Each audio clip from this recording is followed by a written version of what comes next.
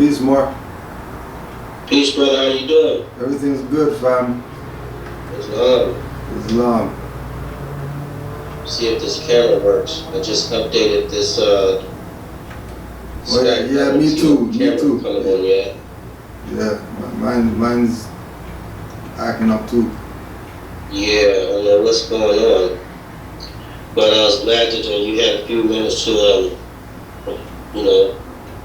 talk to a brother today. I've been doing a lot of research, a lot of studying, and I just had some questions that maybe you could help me with because you've been in the nation for a while now, and you have an understanding of quite a bit more of the knowledge that I'm pursuing, that we're all pursuing anyways. But I'm also recording too because other people might have the same questions. Yeah, that's fine. Just so we can post it up. Yeah, that's fine. That's good because the more information we get out there, the better. Exactly. Okay, so I'm gonna start with we start with a prayer. We should always start with that, probably. Islam, for sure. Yeah, we can start with that. Okay. 5 on the left, 2 on the right. 5 on the left, 2 on the right. Allah, the Father of the universe. Allah, the Father of the universe. Father of love. Father of love. Truth. Peace. Freedom. And justice. Allah is my protector. Allah is my protector. My guide. And my salvation. By night. And by day. Through his holy prophet. Noble Drew Ali. Islam. Yes, sir. Okay. I've been doing a lot of studying, and you know how we've discussed in previous classes that we've done with these Skype online lectures. We were saying, or you were explaining to us, there's really no set pattern for study. Just study. Right. And so what I've been doing is taking the approach to start studying those materials that are actually relevant, that I feel like is relevant to really navigate through the situations that we're encountering right now. History is truly important because it gives you a foundation so that you have a course of direction, you know which way to travel.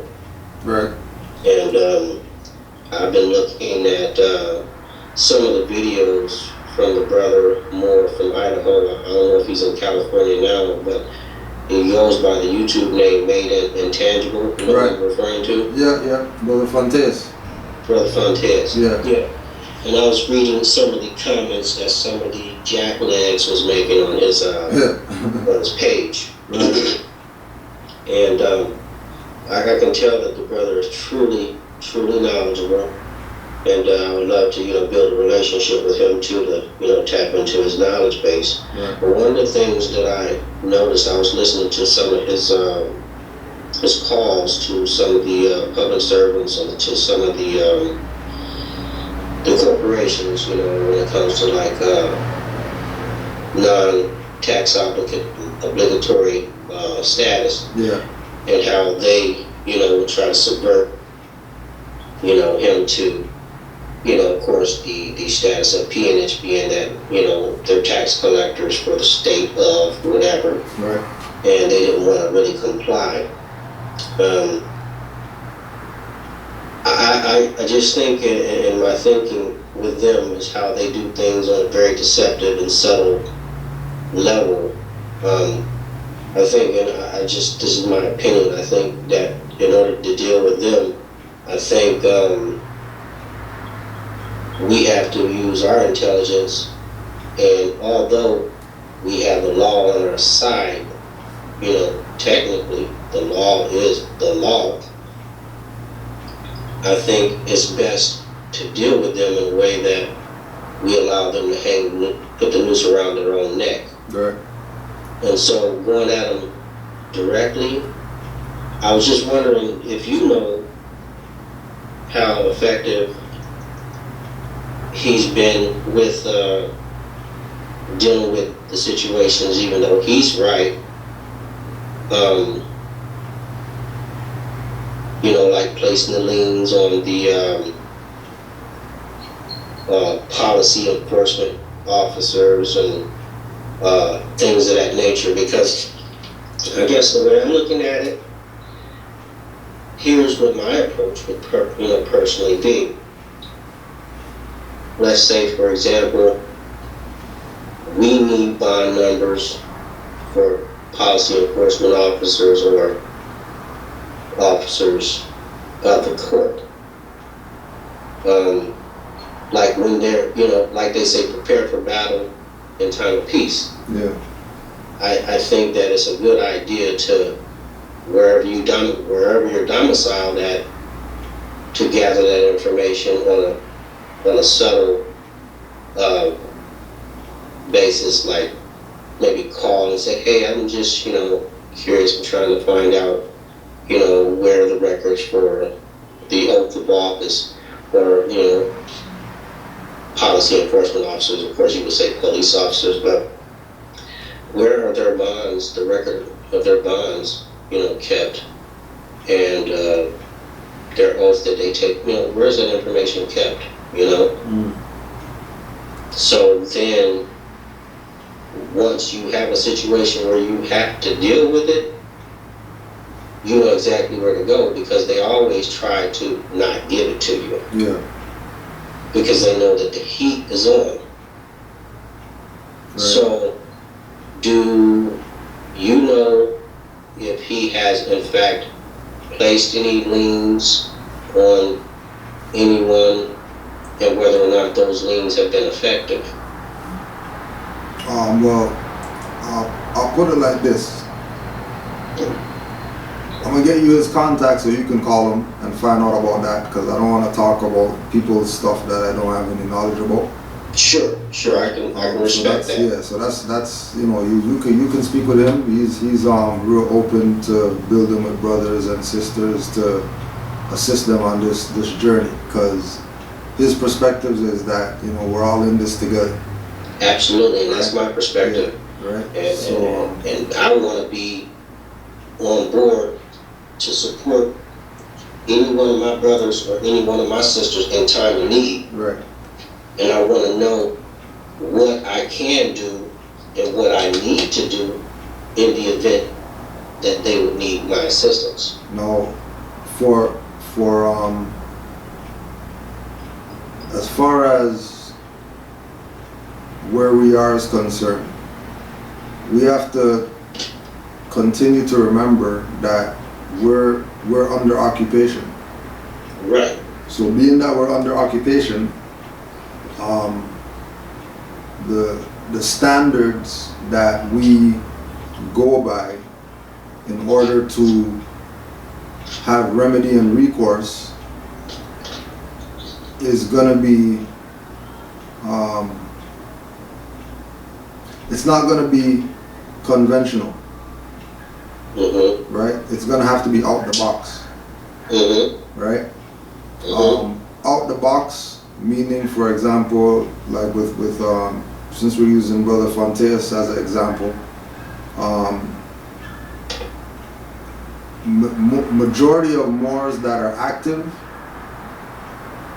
on the side of standing up for the Republic, mm-hmm, understand that we're not going to get remedy in their courts or using their ideals. Right, because they don't have ethical principles to start with. Right. So us using those principles that they have, we're gonna hex ourselves. Right. Right. Secondly, when we speak about liens and suing them, they don't have anything to give us but fiat. Right.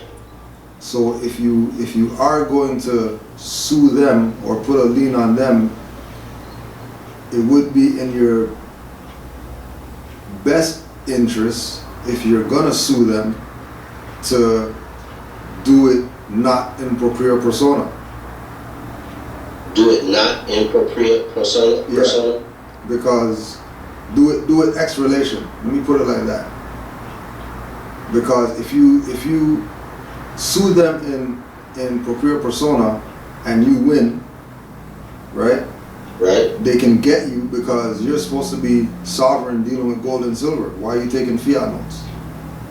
Okay. So they can get you on that perspective, right? Mm-hmm. If you go not in propria persona, suing them, you're gonna get the fiat notes, but now you went not in propria persona. Mm-hmm. So the angle that the Moors are taking is the real suit and the real lien is exposing them. Mm-hmm. Right? Mm-hmm. The real suit and the real lien is learning to write writs. Mm-hmm. And putting them in the public eye. Okay. So the public can see their criminality. Okay. Right? Opposed to being an individual or a class action trying to sue some people who violated you. Because it's gonna be more effective to expose their fraud. Sure. Right? And that's really the suit. Okay. Because if you do a good enough job at exposing them, they will leave you alone. Just like if you sued them. Mm-hmm. Right? So let me make sure that I understand or comprehend what you just explained to me. So let's say that my current appellation, where I was born and given this government name, is, you already know what it is. Right. So when you say do not sue them in propria persona, because once I do take on, my rightful name will be Samir Shualim Elbey.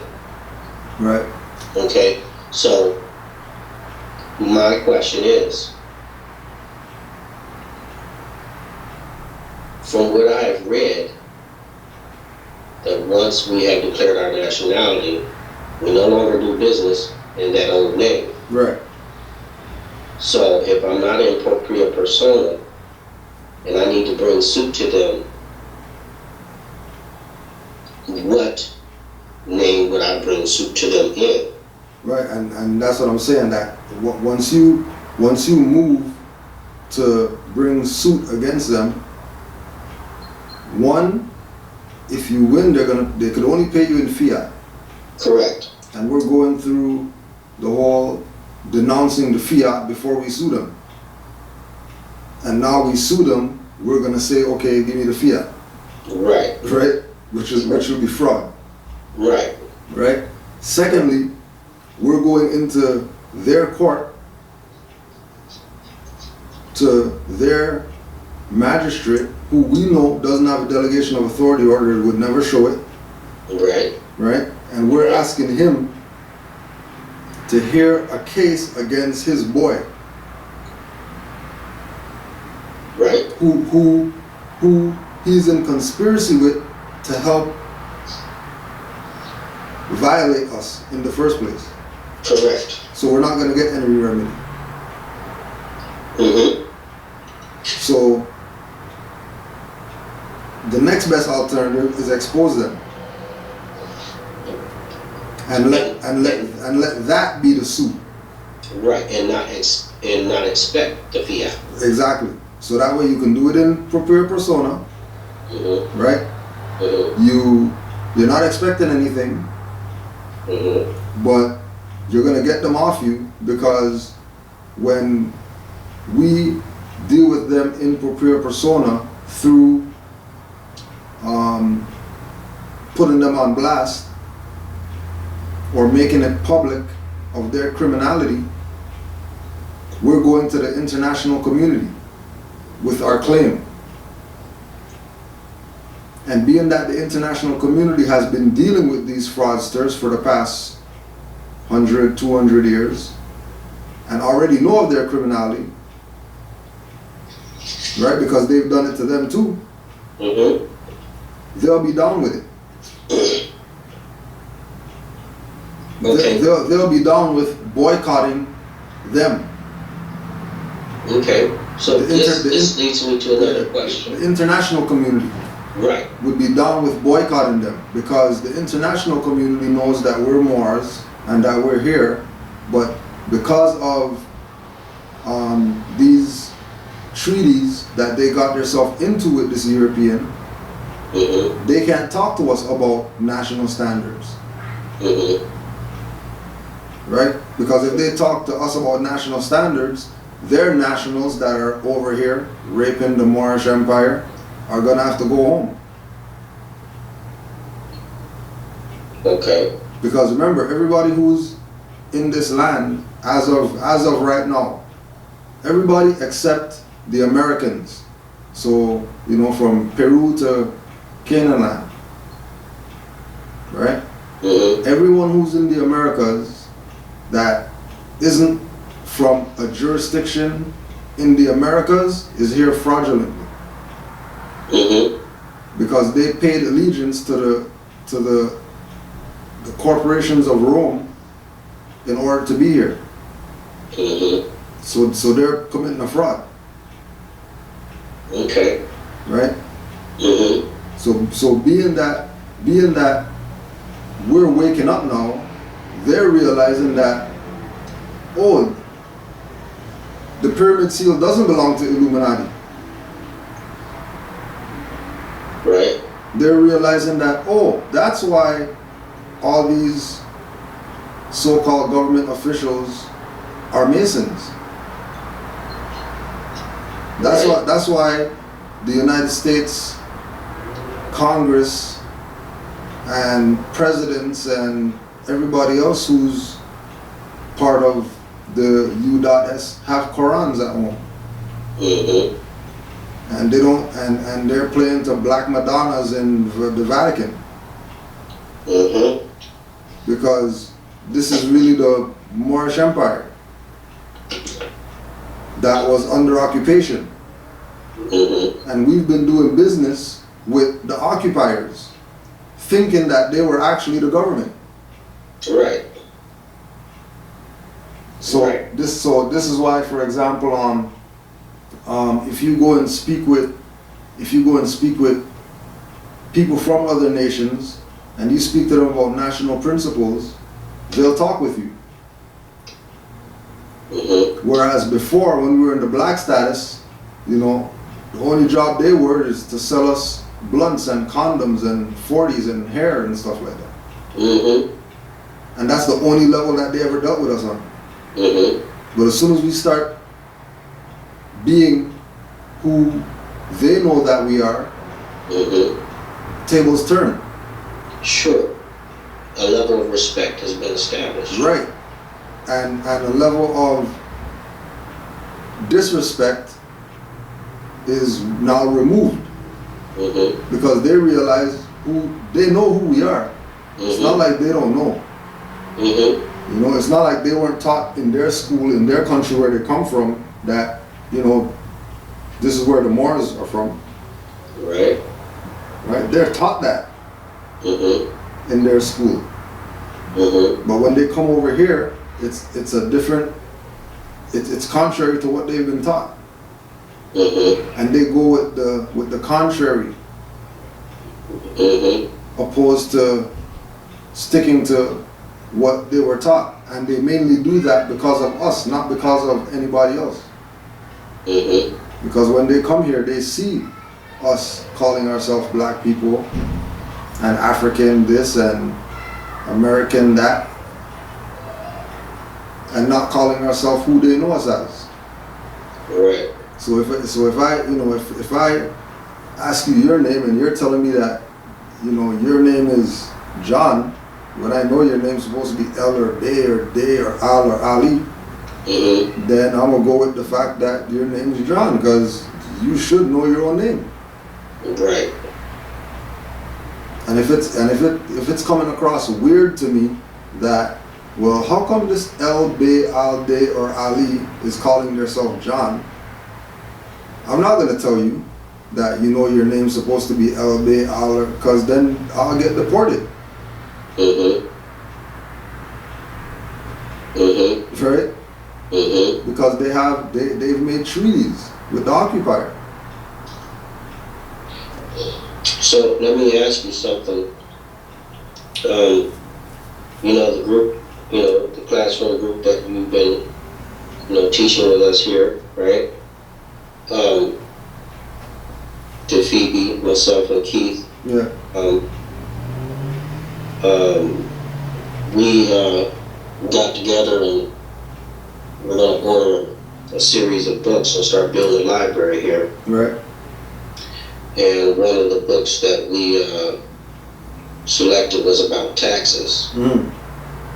Okay, now I'm kind of unclear, because I haven't contacted RV Bank Publications about it, but I'm a little unclear about, there's a book that's on the first page, on the home page, about the taxes. Yeah. I'm pulling it up as we speak.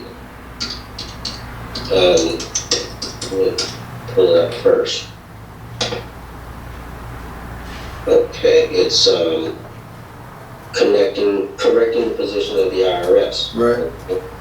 And then if you go into the actual products and details where the books are, there's another book that's called, I think it's Everything You Need to Know About Taxes or something like that. Okay.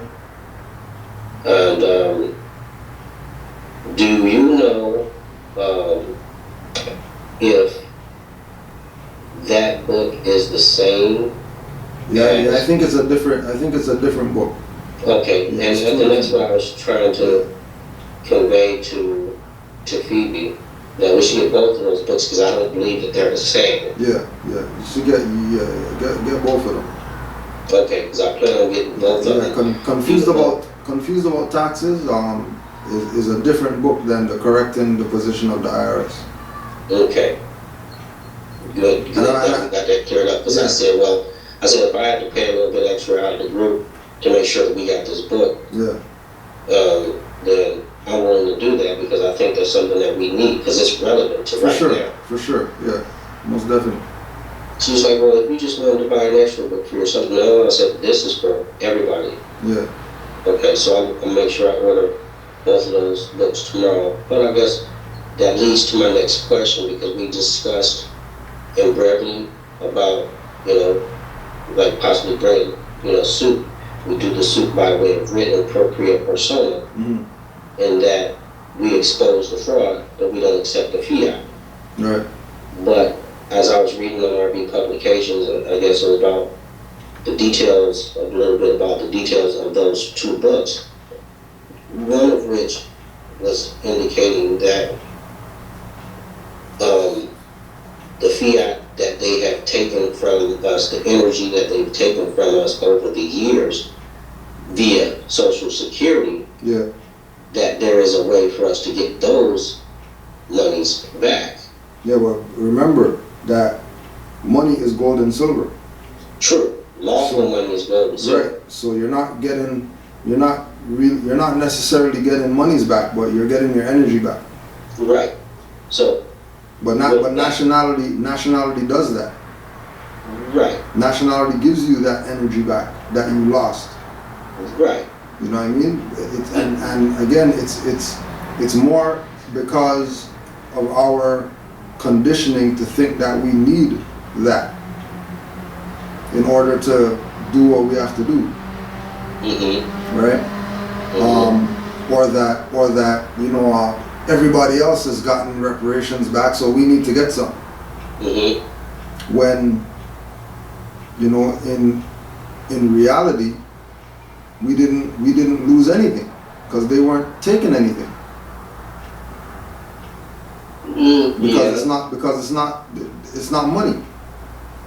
No, but it was energy that was taken from us. Yeah, but and it was energy that was taken, right? Mm-hmm. But through our proclamation of our nationality, we got that energy back. Mm-hmm. It's like one of the Moors out here, right? Brother Tallahassee, he always makes a statement that we're richer than we could even imagine. Mm-hmm. Right? Mm-hmm. We're richer than we can even imagine. And then we keep trying to get things that are subordinate to our wealth in order to say that we got something back. Mm-hmm. Right? And it's something that you have to take some time to understand. Mm-hmm. Right? Mm-hmm. Because I get what you're saying. Don't get me wrong. Yeah, we are owed in compound interest everything that they took. Mm-hmm. Right? And yes, we should be able to sue them and get a check for whatever amount it is that they stole. Right? Or they took, or they confiscated, or whatever. Right? Mm-hmm. But our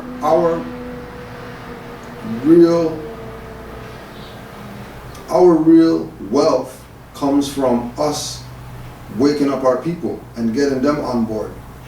And this is true. I see that. Right? Yeah, that is probably paramount. Yeah, that's paramount to anything. All right. So since that's paramount to everything, then that should be our focus. Mm-hmm. Our focus shouldn't be suing them or putting liens on them or claiming property or doing anything other than uplifting fallen humanity. That should be the primary concern. Mm-hmm. Granted, based on the situation that we're in, based on us coming into this information 100 years later, people who dropped the ball many times years before us, right? We're in this position. It's like we're in this catch-22 position. Right. Right? Where if you do something, great. If you do nothing, well, it's still great because it's going to affect you and you'll have to do something. Mm-hmm. Eventually.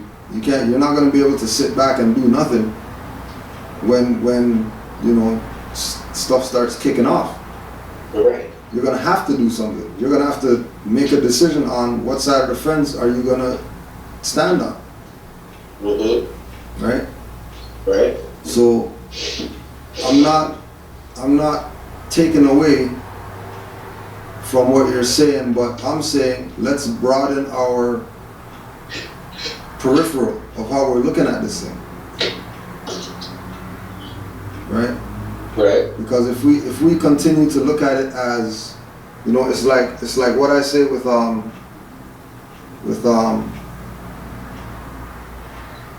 me on the job that I have, right? Mm-hmm. Now they're gonna say, well, fill out this form so we take taxes off your check or whatever, right? Right. All right, fill out the form, and then they're gonna take taxes off. Right. Right? They're not taking anything off because I'm not even getting paid. Mm-hmm. Right? Right. Because there's no money. True. What they really want is my energy. Right. Right? Now, when I get there, how I deal with my day would depend on how much energy they get. Because Mm-hmm. I already know that the money's a carrot on a stick. In order to get me to walk. And walking, the miles that I walk is really what they want. Right. That's why they'll give me 50, 60, whatever thousand a year, because your qualifications, when it's not about qualifications. You say, well, how many miles could you walk? Mm-hmm. How many miles could you do? Could you do 80 years worth of miles at this? All right, then we'll pay you accordingly. Mm-hmm. Right? And once we can manage how we give those miles up to them, that would determine what is of importance. Right? Like for example, I work with youth. Right? Mm-hmm. So a mother coming downstairs and coming in the office and saying, they know me as Prime, Brother Prime. Brother Prime, let me talk to you a second. And I go talk to the mother, and the mother's telling me that, Sean had a good day at camp today, and he can't stop talking about how much fun he had at camp. That's my paycheck. Mm-hmm. What those people give me isn't my paycheck, because that's nothing. That's fiat. Right. Right? Yeah, I'll take it. I'll use it to do whatever, because people are brainwashed out here, and everybody wants fiat for something. So here, if I need all this, if I need this big buggy of produce, and you want paper for it, then here's the paper. And thanks for the produce. I look at that as free food. Because I didn't give you anything.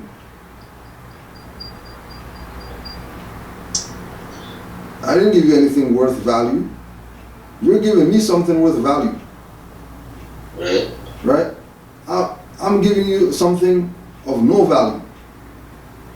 Mm-hmm. And you're taking it. That's a paradigm shift. And then you're giving me things of value. Mm-hmm. And I'm going to take it, I'm bring it home, stock my cupboards, and I'm good for 2 weeks until I need to go back there again. Mm-hmm. Right? Mm-hmm. This is why when we were talking about the bankruptcy last week, right? Mm-hmm. That when you file bankruptcy, they don't take the stuff because it's your property. They can't. Mm-hmm. They don't have jurisdiction over your property. Mm-hmm. Right? Mm-hmm. They didn't the money has nothing to do with the property that you have. That's why they only want you to pay the money back. Right. Logically, if you paid for something with a credit card and you can't pay back the money, then I'm coming to get the stuff. Mm-hmm. If you can't pay your car note, they're coming for the car. Right. All right. You know what I mean? Because it's not about the money. So It's a hard thing to break ourselves out of. right. Because we've been trained so long to think that paper is money. You know what I mean? Right? Like we've been trained so long to think that paper is money. Right. Well, I understand that it's not, and have understood that for a long time. But like you and I, and many of us do know, because we are under occupation, the fiat is what circulates and gives us that quote-unquote ability to purchase those things that are necessary to not necessarily pay for, but you understand what I'm saying? Right. To make sure that those utilities are still on, or that car is still moving to get back and forth to that job. Right. So the paper is really a promise to pay. right, it's an IOU. It's not. Yeah. Right. So if it's an IOU, that means it's not money. Yeah, absolutely. It's not. You know what I mean? We're just IOUing for all of our life, which is cool. I mean, if I'm gonna have couch, computer, you know what I mean, dining table, chair, whatever, you know, for nothing. All you want is this paper right here. Then here's the paper, in my opinion. Here's the paper. Thanks for all the stuff that I have, that I could now put my free national name on, claim it, and now it's mine. You can't even do anything about it. Right. So, you don't think that we as nationals should claim our property, and whether it be the homes that we are domiciled in and the personal conveyances that we operate to get to and from, to travel in. I guess that's, part of my question, because. But you can't claim it if it's not. If you're making payments on it, you can't claim it. Right. No, I'm talking about. But if it's like yours, my personal where I'm domiciled at. Yeah. At home, it's paid for. No, so that's yours. Claim it. Okay. So I need to speak to someone that will help me understand the process of doing that, because that's what my intentions are. Right. It's not a mansion, but it's mine. Right. If it's yours, it's all about claiming it. And the best way to claim it is to demand that the people who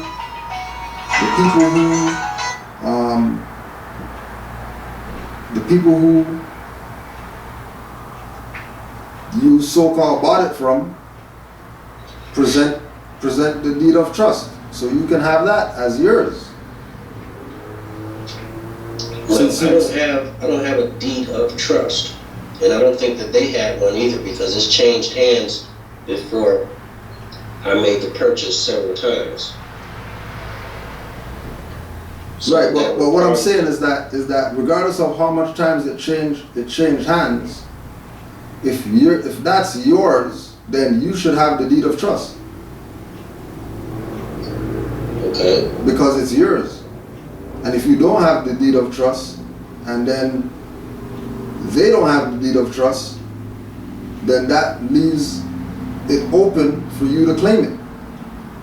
Okay. Because if you have a deed right now saying that's yours, mm-hmm. that's not really yours, because the deed is going to say that you're a tenant. Right. Well, I did something a little bit different, and one day we'll be able to discuss All right. it. I have it right here with me. Right. I did something a little bit different to that deed. I was looking for more information to actually be able to claim that in a notio. Well, same site. Just go to Mortgage Myth. Mortgage Myth. Yeah. On the I don't RZB have site. a mortgage on it, but if you're paying taxes, that's more or less a mortgage. Yeah. If you're paying property tax, yeah, that's a mortgage. Right.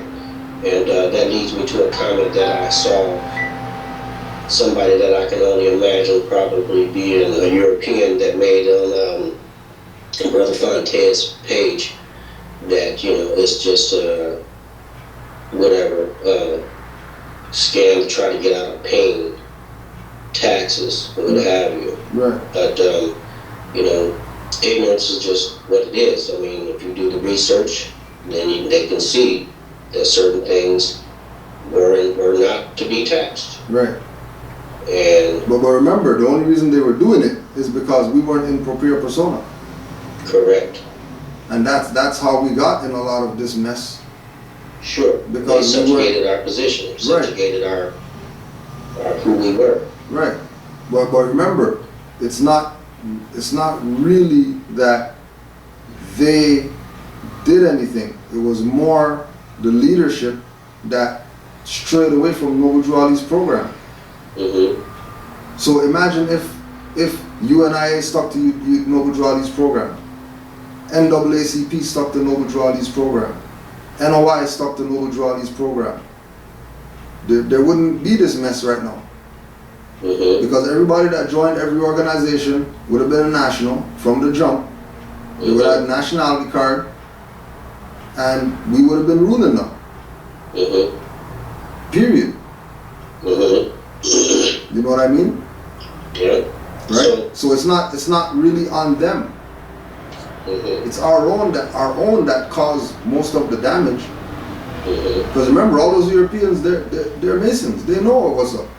Right. They're not in the dark about, you know, this being the Moorish Empire and, you know what I mean, Noble Drew Ali and you know, the United States being founded on Muslim law and the great law of the great peace, and indigenous people were the ones that allowed Europeans to come over here. They're aware of all that history. You know? They know what's up. So, like, say for example, I take on a new JOB, Joe, right? Yeah. And after the fact, I declare my nationality.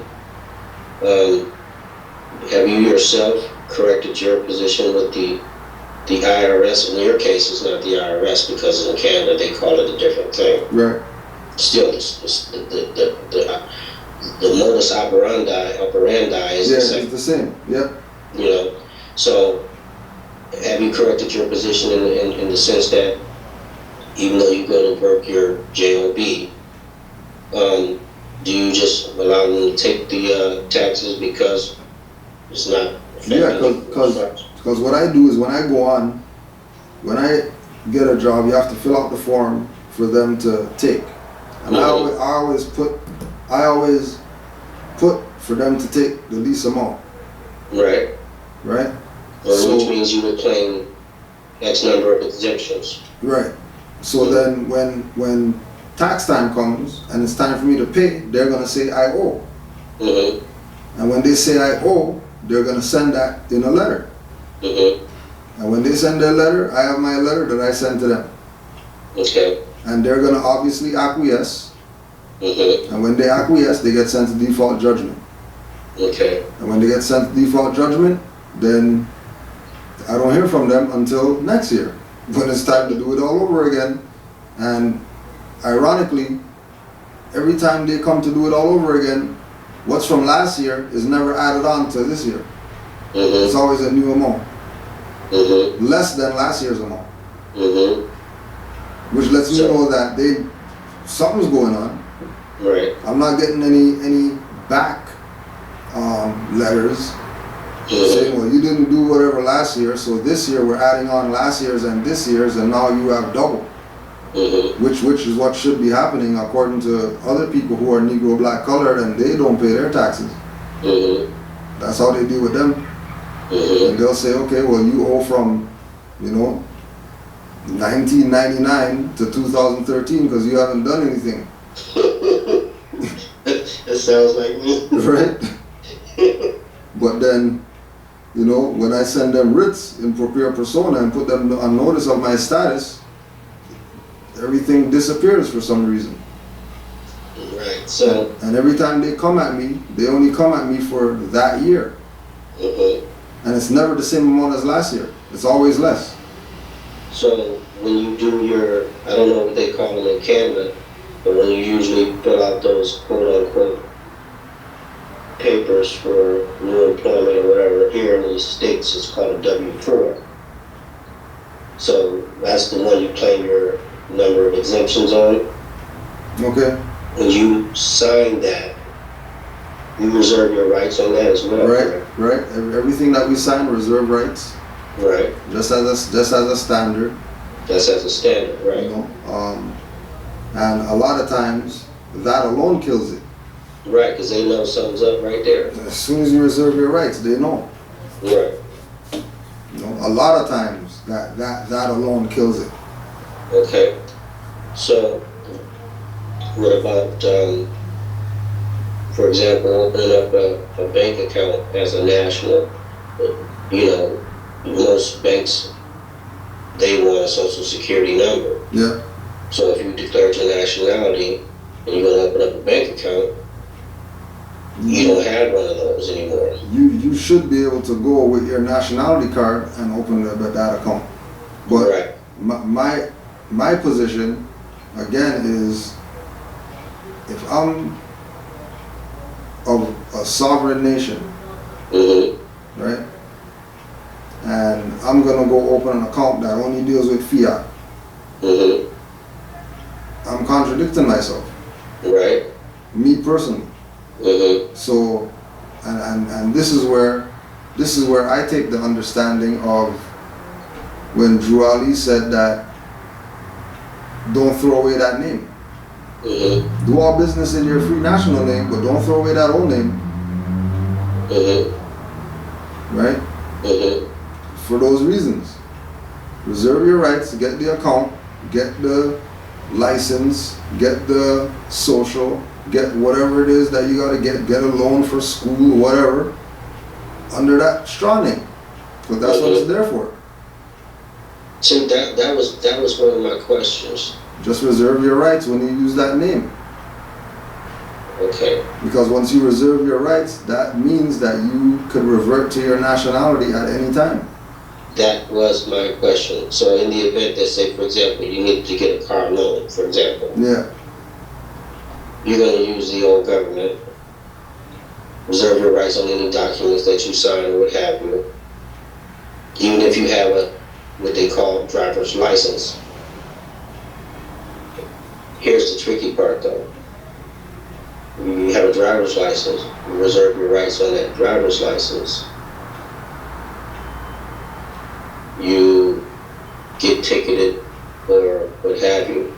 What I'm trying to, get an understanding of is and have a comprehension of is that I don't want to put myself back in to that system. no, it's not. It's that's why you're reserving your rights. Because Okay. once you reserve your rights, you're not putting yourself in the system. You're actually freeing yourself from it. Right. True. Understood. That I understand. But even if I carry that driver's license and I have my national ID card at the same time on my person, But your rights are reserved on the driver's license. right? Okay. Which means- so which- therefore, if I had a job that required me to have a driver's license in order to be employed at that corporation, as long as I reserve my rights, but I've declared my nationality, I'm okay either way. Yeah, because that's the whole point of reserving your rights. Okay. Because you have a nationality. But being that you're under occupation, a lot of the things that we do is out of private necessity. Right. It's not because we're willing participants. Right. It's because we're under occupation. And majority of the time, they're not going to let you do what you have to do in your free national name, because you doing something in your free national name destroys them. Mm-hmm. And they're not trying to go out like that. Okay, so give an example. Say, for example, I take on a position where I'm employed by this corporation that requires me to have a DL. Of course, I'm not going to put that DL, the appellation on that DL, my nationality name. Right, That's going to be the government name that's going to carry that name. right. Okay, so the fact that I'm truly Sabir Shualim El Bey, that's not going on my driver's license. Right. And same thing with a passport or anything Or else. anything else. Because why would you put your free national name on a corporate document? Absolutely. That has nothing to do with your nation. Absolutely. Not that you can't do it. I mean, you can. Mm-hmm. You know what I mean? Nothing's wrong with doing that, because you're still going to reserve your rights anyways Mm-hmm. if you do that, right? Mm-hmm. So it's a double-edged sword. Right, because people at a new place of employment, they won't know me as Sabir. Right. Shualim. They won't know me by that name. They will know me by mark. You know what I mean? Well, I mean, it depends too, right? Like, cause you know, it's like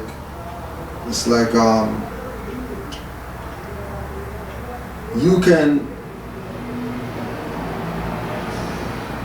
you might put them on notice, right? Mm-hmm. Of your status, and they acknowledge that, oh, okay, you know, and you know, we understand, you know what I mean, nationality, and you know, we uphold the UN declarations and all that. Okay, thank you for putting us on notice, and they change all your information in their database, and you know, you start getting your checks in your free national name and all that. They could say, we don't want you here anymore. Right. Because you're now becoming an expense to the company. Mm-hmm. Because we can't tax you. Right, but they only can, that only presents a problem for them if I choose to serve them notice as far as, hey, I don't want you taxing me because you're not supposed to. Right. But if I agree to go with the flow, Yeah, they don't care. You know. then they don't care. They don't care. You know, As long as you allow them to take out their little they take out taxes. their little taxes, they're cool. They're cool. You know, but I guess I don't want it to be one of those situations where I read that you have to be careful with it because the way that these Europeans operate, if you had to go, for example, into a color court of law, and they bring witnesses against you, what is his name? Well, you know him by, and then we talked about that in class one day, well, you have your witnesses here, well, I know him by Sabir, you know, Right. Bay. Yeah. They said, well, don't you work with this individual? What is his name called at work? But again, you're right, because you preserve your rights, it really doesn't matter. Exactly. Because you reserved your rights, and then you have witnesses that are your peers of your nationality, it doesn't matter. And the other thing too is that, you know, we need to stop dealing with them in conversation and deal with them in paper. Correct. Avoid the courts as much as possible, even though you do have status and standing. Right, but I mean, even everyday interaction. You know what I mean? Like for example, with you know, with Fontes' page, he's doing that as a learning tool for people. Right. You know what I mean? Mm-hmm. But worst come to worst, he's sending them documentation. He's not gonna sit on the phone talking to them for hours trying to convince them about something. Right. You just put it in paper, mail it to them. Mm-hmm. You know what I mean? Right. And that would more so have more of an impact than you badgering this person on the phone who you know they're ignorant, they don't got no knowledge of anything. Exactly. That's why they're sitting at that desk taking phone calls. Mm-hmm. Because they're a gatekeeper. Right. And their job is to frustrate you. You say, you know what, forget this shit and hang up. Right. Right? Right. You know what I'm saying? Mm-hmm. You know, that's their MO. Well, those are some of the situations that, of course, myself and millions of other people are going to face. And so me starting to have an understanding and comprehension of those things is going to be able to help me to pass that information along. Because we're operating in the matrix, we know that. And Right. the conversation that we've had thus far has been very, very enlightening. And all it does is make me want to study some more. You know? Right. That's where we have to be at. Study, Yeah. study. And when you studied enough and you ask me what to study next, I would reply, study yourself. Mm-hmm. And then when you study yourself, you realize that study continues, and it's not something that stops ever. You know, it's like exercise. Right. You just do it. Because I had someone call me up, hey, you want to hang out? No. Yeah. You know, I got more important things to do. Right. You know. You know, more important. Yeah, I mean, and that's and that's some people. Mm-hmm. You know what I'm saying? Some people, it's not that important. You know what I mean? Do you know Queen Valeria? Yeah, I don't know her personally, but I know of her. Okay, I was just wondering if that was a person that was in your circle of contacts. No. But I mean, with regard to her, she's an ex-student of Taj's. Mm-hmm. Who they had to let go because she was trying to play that ownership game on the people. Ownership. Yeah. Like for example,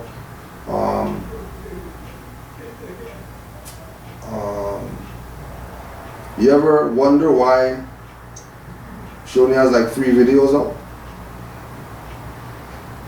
How come there isn't more information from her out? I seen she had one lecture that was broken up into about. Yeah, the Black's Law? Yeah. That was broken up in like 10 videos, 10 minutes each. Yeah. And then she had I've seen about maybe 3 of her videos. Yeah. No, I didn't necessarily wonder. I didn't know. Yeah, considering the level of her information from Black's Law, Mm-hmm. she should have videos out just like Taj and Sabir and Aleem and us and everybody else. Mm-hmm. She seemed to be very knowledgeable, and then I went to, and we discussed this about venturing off to different websites. Yeah. But I ventured off just to see what was there, and what I saw, I didn't quite like, because what I saw was, and you probably know the website. I forget what it was, Conscious Soul Science or something like that. Oh, Black Soul Science? Yeah, that's what it was. With the $50 Taj DVDs? Well, yeah, I didn't even look at the DVDs or whatever, Oh, okay. but I looked at some of the things that they were selling on there. Yeah. And I just wasn't cool with the fact they were selling the one book with the UCC sovereignty stuff on it. Yeah. I know the book, I just Cracking the Code was one of them, I believe it was. Right. Yeah, because a lot of, like we were saying in class last week, a lot of people want to make, pseudo-sovereign Europeans their prophet. Yeah. And they were selling it, making money. And all it's going to do is get people jammed up. Yeah. Back into a situation where that you're not going to be able to get out of, because remember they have people doing those processes in their free national name. Mm-hmm. When you get jammed up in your free national name, there's no straw man that you're relieving to get out of that. Right. You're it. Yeah. And they were selling those packages for this and packages for that, and I was like, no, I didn't like that. I understand that people sometimes, if they have a certain skill set, that they should be compensated for certain knowledge. But it's one thing to help somebody freely, because those are energies that we put in the universe that will come back. And it's different when you're just doing it strictly for profit. Right. And you're really not helping anybody. Just as you say that, we got a contact from somebody who got a nationality card from a temple, right? And the nationality card spelled profit, Profit. Wow. Wow. Wow. Right? That's interesting. So there's a lot of dirty Moors out there. Yeah, and you have to be, and that's where, where that, that third eye, that pineal gland, Yeah. and the spirit of discernment, whatever you want to call it, that's where you have to really be mindful and watchful, because you're right. It's like we have to be very careful, because what we're doing is really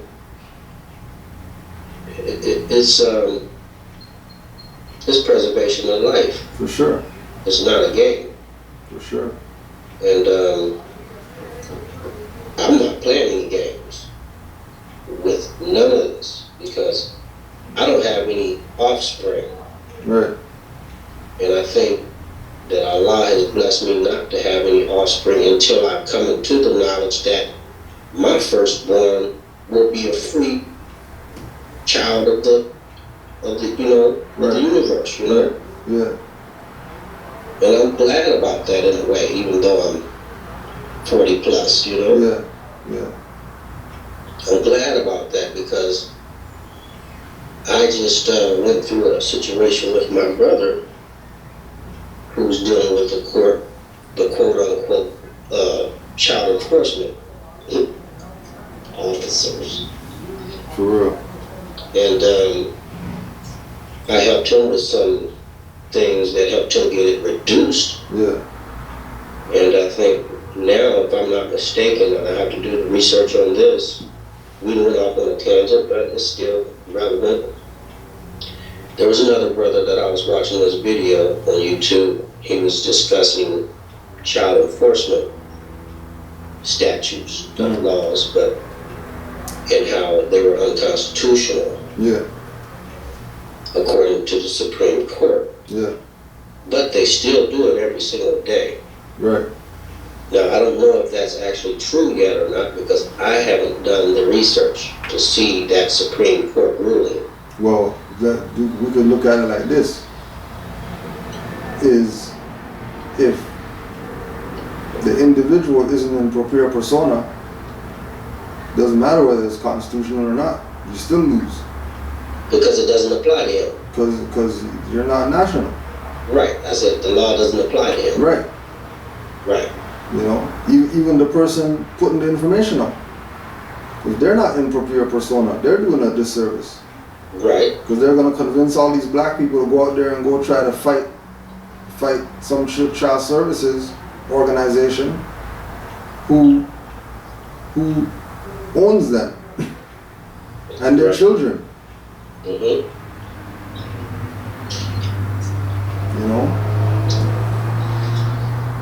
Well, that was just a quick. Yeah, it's a slippery slope.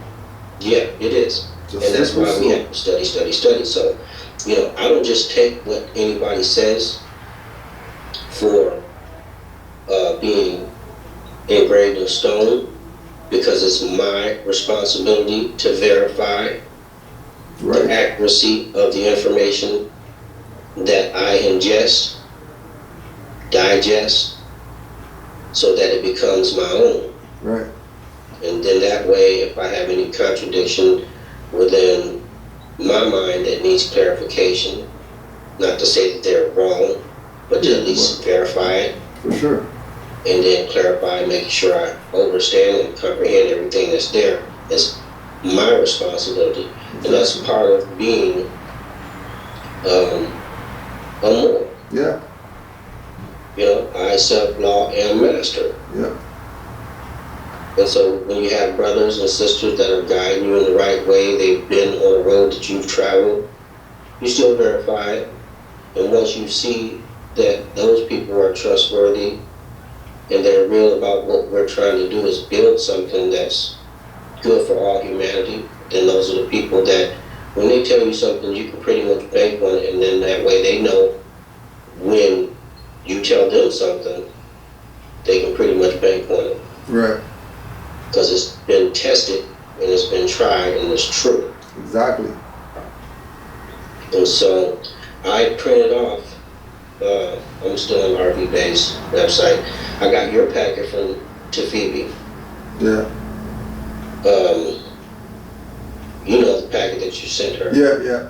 Okay, and then I also printed off the one on RV Bay's publication for the Declaration of Nationality and name correction as well, to compare the two, because I know you're in Canada, so a few things will be slightly different that I'll need to make corrections on or edit to make sure that it's relevant relative to where I domicile. Right. And that, you know, the whole thing with that is that, you know, there's the saying, there's many ways to skin a cat. Right. Because they are dissolved since 1933. Right. So, like Brother Todd says, you can make your nationality card on used toilet paper and it still have more power than anything they issue. True, because that is your energy going directly on that paper, definitely. Simple. Right. You know what I mean? So, and you know, it's not, and again too, it's not about getting caught up in the cards and the papers and the, you know what I mean? Those things are examples of your mentality. Mm-hmm. The paperwork is supposed to be an example of what you have in your mind. Right, and that's why I'm taking my time. I want to read through each and every section of it. So that's my goal for tomorrow. Right. And I have, I'm still waiting to order my 4th edition of Black's Law. I have the 5th. Yeah. I'm waiting to order the 4th edition next week. Right. And so I'm going to go through it with a fine-tooth comb so that I can digest all that information. Right, and as well, while you're going through it, when you know, spirit hits you, add on to it. Mm-hmm. You know, take stuff out. Mm-hmm. Omit things that you know you consider redundant or whatever. Right. Put some more meat in there. Right. You know, because it's a constant elevation.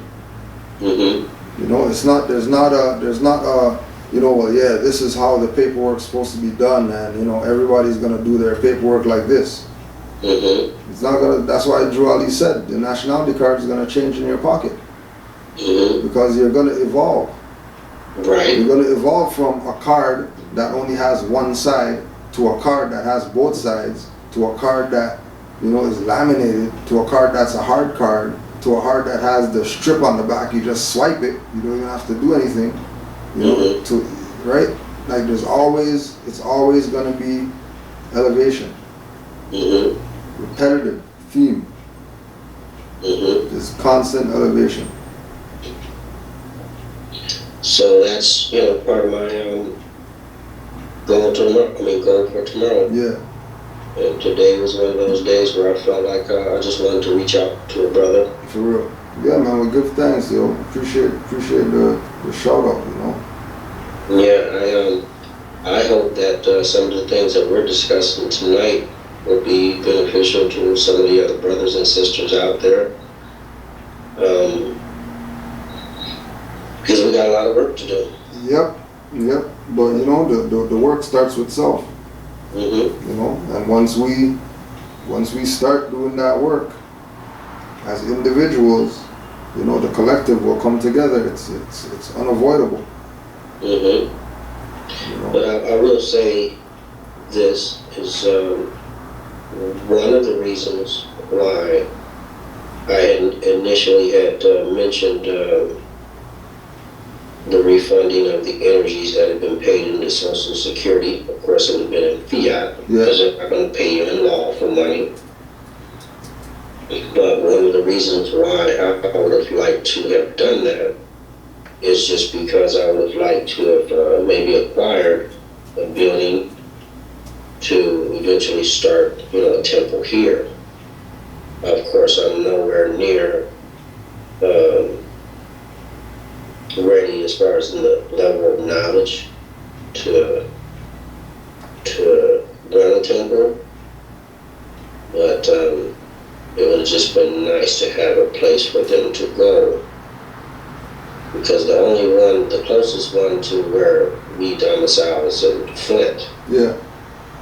And I reached out to a couple of brothers down there, and they called me back. It was about 3 weeks ago. Mm-hmm. Haven't heard from them since. Yeah. They had said that, well, I'm gonna put you in touch with a brother that lives there, and maybe you can come down here to the temple, on I believe it was Sundays. Yeah. On Sundays, and I haven't heard no hire no hair from them. Yeah. Well, I mean, don't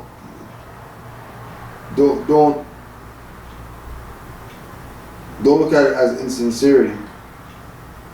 No, I'm not trying to look at it that way. I'm just they could be just busy Moors. right. You know what I mean? But that doesn't it doesn't mean that we can't continue, because I know a lot of people are wanting to be part of temples, Mm-hmm. and it's a good move, Mm-hmm. but it would be a lot more waitful for Moors to come together, get yourself in the right frame of mind, etc., and start a temple. Mm-hmm. Right? And after you start a temple, now you go out and connect with all these other Moors and pull this thing together. Mm-hmm. You know what I mean? Mm-hmm. Right? Yeah. So there's a that's a little bit on my part. That's a little premature thinking.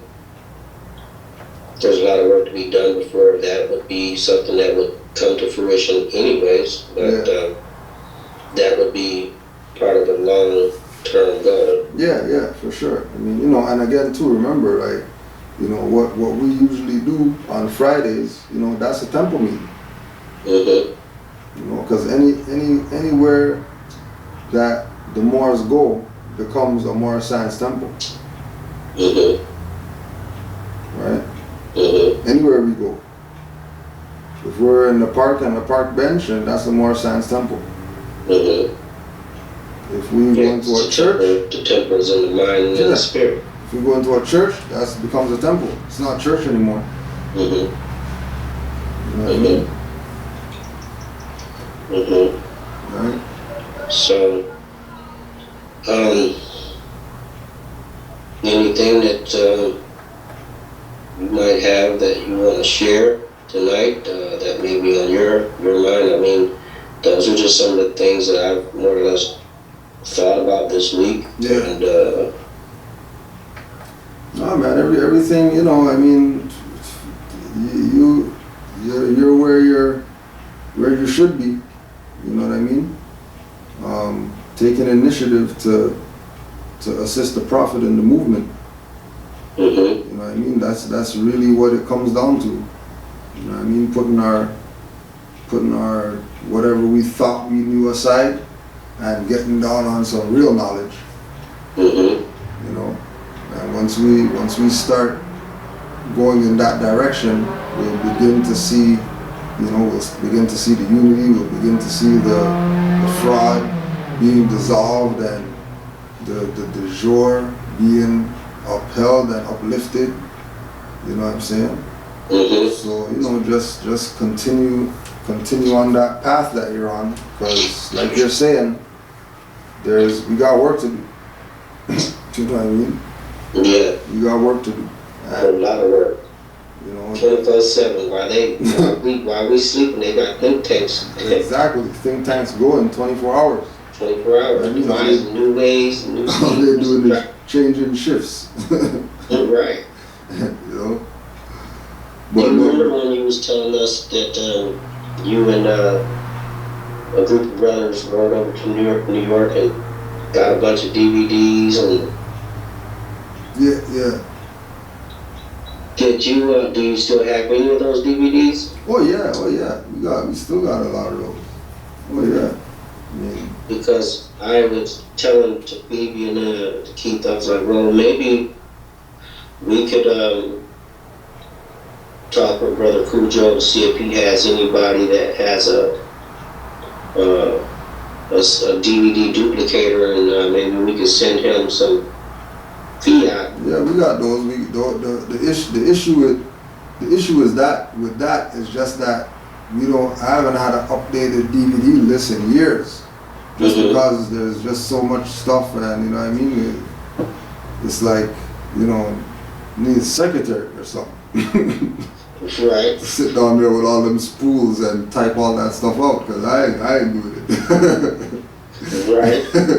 Right, but we got DVDs though. We got DVDs on all types of different topics. Actually, just got a duplicator, so it's pretty much, you know, we're in the process of, you know, trying to get everything duplicated so we can get it on the shelves.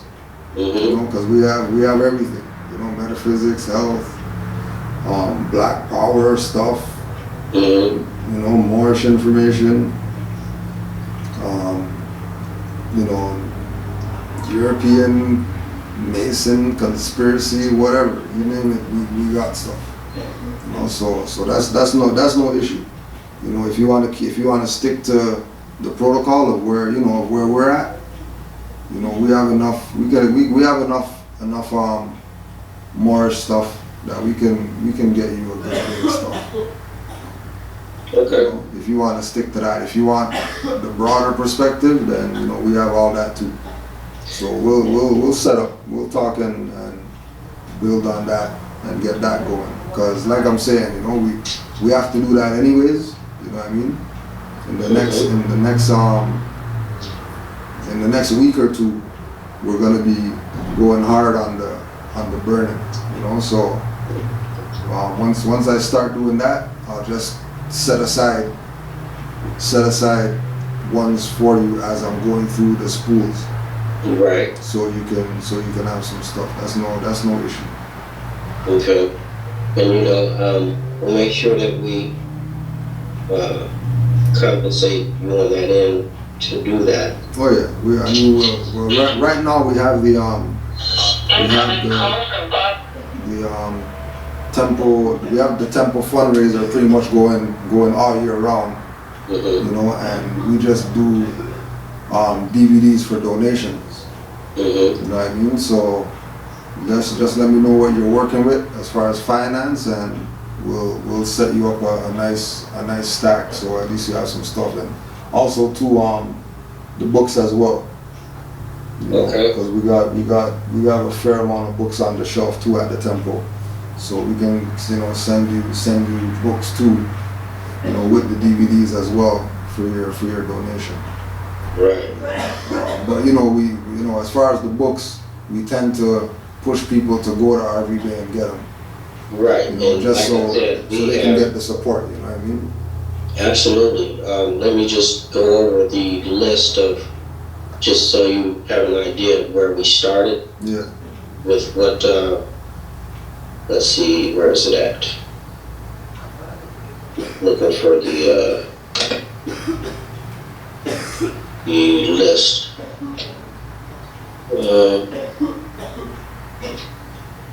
Where is it at?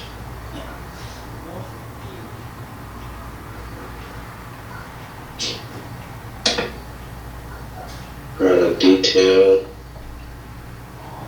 That's not it. Oh, here it is. Okay.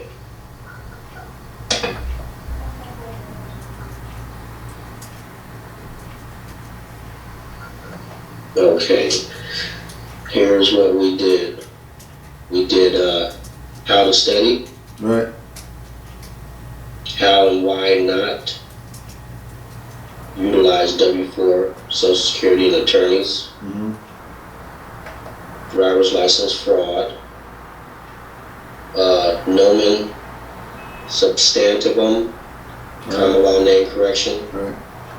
Confused about taxes. Personal property case laws. Wardship dispeller or if that's how you pronounce it. And I believe we went with 29, master-slave relationship. Okay. That's, and plus the other book that I mentioned to you about the taxes. Right. Right. Okay. All right. So that's where we're starting with as far as the books. But on my list, I have a lot more than that as an individual. I'd also selected the truth about birthrights, Right. along with those others that I just mentioned.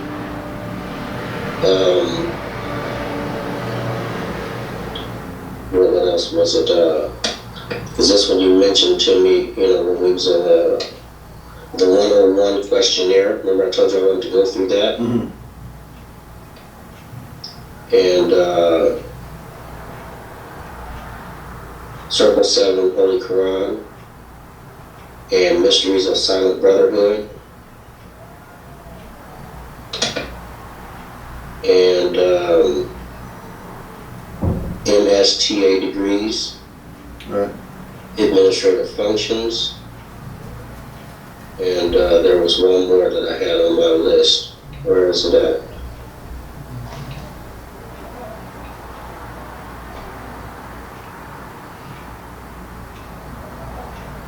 It was,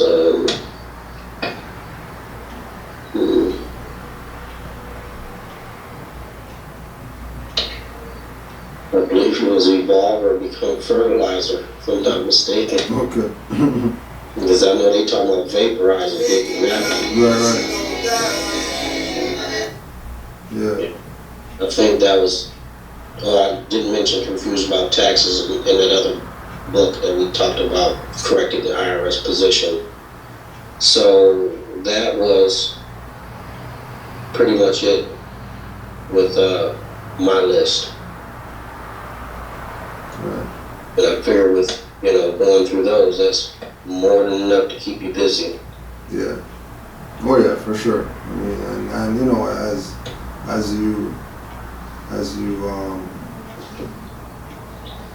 as you get information, as you get DVDs and all that, you things would gravitate to you. Mm-hmm. You know what I mean? Mm-hmm. Knowledge would start just showing up at your doorstep. Mm-hmm. You just go into a store and books would be jumping off the shelf at you and all that. Right. I do have one more question. Yeah. This is in regards to separating the artificial fiction from the natural person as a part of receiving any type of correspondence via mail at your place of domicile, your home. Right. Okay, so we definitely want to keep those two things separate. So, do you have the mail for your natural person come to your place of domicile? Yeah, I do. Other Moors have PO boxes. You know what I mean? Or they would use the temple address, or the temple mailing location. Okay. But I mean, I haven't come to where I'm at. It's not, it's just how you write it. Right. It's just writing it correctly, or if you are gonna send it to your free national name, send it care of. To your place of domicile, your Right. home. Yeah. And what about the artificial? If that comes to your home as well? Yeah, it depends on what it is, like certain things, like for example, my internet bill is in my free national name, right? Right. My phone bill's in my free national name. Okay.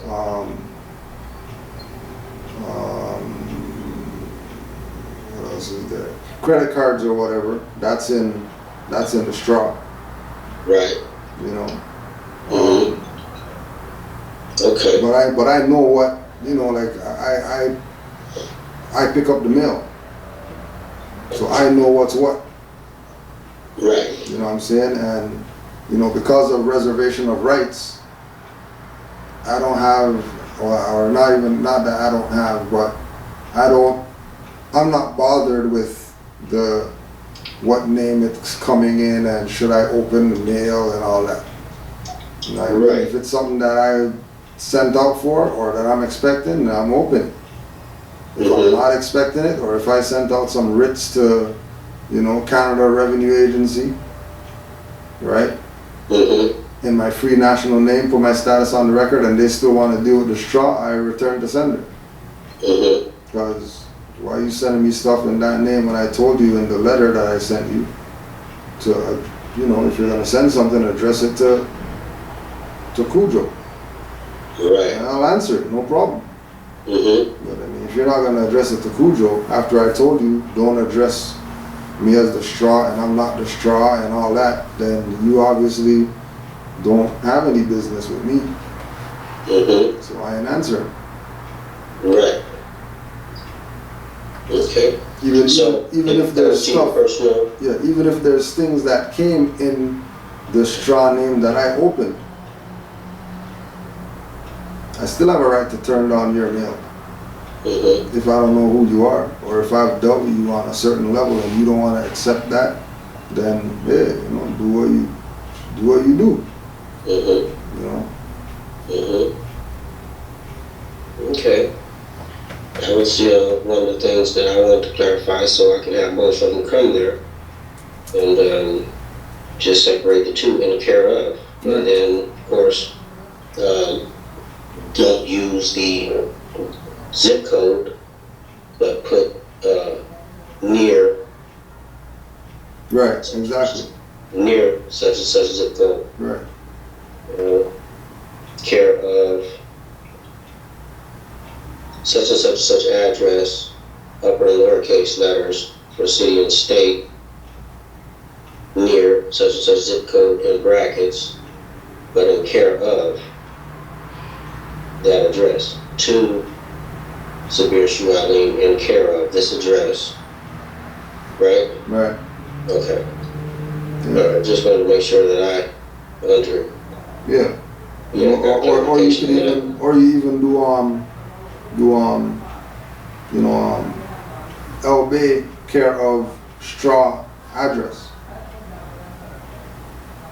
Say that again. El Bay care of the straw name, right? And the address.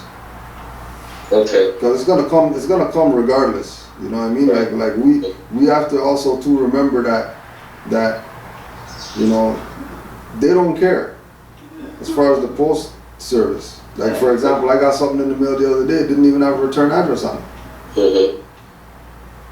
You know what I mean? Right? They don't care. Once it has the zip code, or what they call over here a postal code, right? With a name of a street and a number attached to it, they'll put it in the box. Right. You don't care what's on it. You can write from Big Bird. Right. They'll put it in the box. Right. You know what I mean? But you know, it's doing it so we can train ourselves to learn how to write, how to correct ourselves, you know. And also too, when you're doing the mailing, if you're putting your free national name on it, don't abbreviate the states. Right. And don't do the, you know, DR for drive and BLVD for boulevard and all that. Spell everything out. Right. In upper and lowercase. Yeah. Right? Okay. Well, I think I mentioned this to you once before, how I've noticed some paperwork came to me in upper and lowercase letters, but it doesn't matter because when they convert it, they're going to convert it to all caps because they can't do business any other way. Yeah. So, when we get to talking, stuff just rattles off my brain. I was reading somewhere before. Now, this was when I was actually just pursuing the information before Phoebe and I even bumped into each other. I was always looking for a way out of this madness, matrix, man. I was always looking for a way out of it because it never sat right in my spirit since I was a kid. Right. And, I looked at the sovereignty, the UCC stuff, but I always found that there was a bunch of shysters in it just trying to get your money. And I got burned a couple times. That's life. Yeah. But you can't knock a brother or sister for trying to find a way. Yeah. And so I read somewhere that, of course, there's no such thing as a bill, really. Yeah. But when it comes to, let's say, for example, if you were to receive a paper form of a paycheck. Mm. Now, I don't know if this to be accurate, but I believe from what I read it, to be accurate, that in signing the back of a payroll check, if you reserve your rights and, of course, without prejudice, UCC 1, Yeah. -103, 207, 308, Yeah. that they can't make anything, they can't do anything with that paper. Right. Well, I mean, they can't do anything with it, but I mean, they're not gonna. They just put 2 G's on that, they'll do their fraud to do something. So it really doesn't matter. No, I mean, we do it because we're the one cashing. Right. So we better do it. Right. You know what I'm saying? Mm-hmm. Whatever they do with it, that's up to them. I don't care. I already did my part. Right. Whatever you want to do with it, go right ahead. It's up to you. That's in your possession now. I already got my nothing from this. Mm-hmm. Because right now I don't get a paycheck. They do that electronic funds transfer, and I don't care for that. Yeah, well, I mean, it's the same thing. You just reserve your rights on the account that's going into. Mm-hmm. Yeah, I did that. Yeah. Under the government name. Yeah, and you just, that's it. You get your checks. Mm-hmm. You know what I mean? Mm-hmm. That's that. So it's about us remembering that we're the authority. Right. So I don't care what you do. Right. It doesn't matter what you do. You're the authority. I self-law master. They're fraudsters anyways. So what if they're fraudsters, then I ain't worried about them. I'm more worried about myself Right. than them. They're gonna do whatever they want to do. Until it all comes Being that they're fraudsters, they got a right to do whatever they want to do. Mm-hmm. You know what I'm saying? Yes. Well, we just have to keep remembering that we're the ones that's the authority, not them. So Right. we don't have to play the game. Well, should I put this and should I do this and what? Like, we're the authority. Whatever we do, that's the law. Right. You know what I mean? Just make sure that whatever we do is in propria persona. Mm-hmm. Okay. You know what I mean? Mm-hmm. So your bank accounts are in propria persona? No, my back accounts would drop. Right. Yeah. But when we have to address certain issues, we need to make sure we're in our proper standing. Right, yeah. Proper Yeah. status. If you're making a claim, yeah, you better be in proper status. Mm-hmm. Other than that, reserve your rights and keep it moving. Reserve your rights on both sides. Yeah, regardless. At all times. Always reserve your rights. Don't have to give me a stamp made and keep it in my pocket. Yeah, that's what we did. That's what we do. You get a stamp, you just stamp the paper and keep it moving. Is your stamp 2 lines long? Because I haven't found one that they can do everything on 1 line. No. It's gonna be 3 lines or 4 lines or something like that. Right. So you just sign right through it, right? Yeah. Just sign through it. Just do it in a light color that pen would go through. Like a light red. Yeah, like a red or blue, orange, whatever. Just a color that pen ink will go through. Right. Right. Okay. And that's and then that's just like having the stamp is like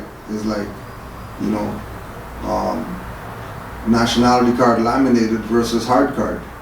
Right. You're writing UCC on there and all that. You just stamp it. That's a whole different level of activity. Right. From the person receiving it.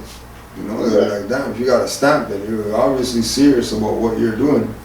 Absolutely. You're not gonna have no stamp if you're just playing around with something. Right. For no games. Exactly. Well, Brother Cujo, man, I tell you what, I am I'm energized. I'll probably be up for the next 3-4 hours.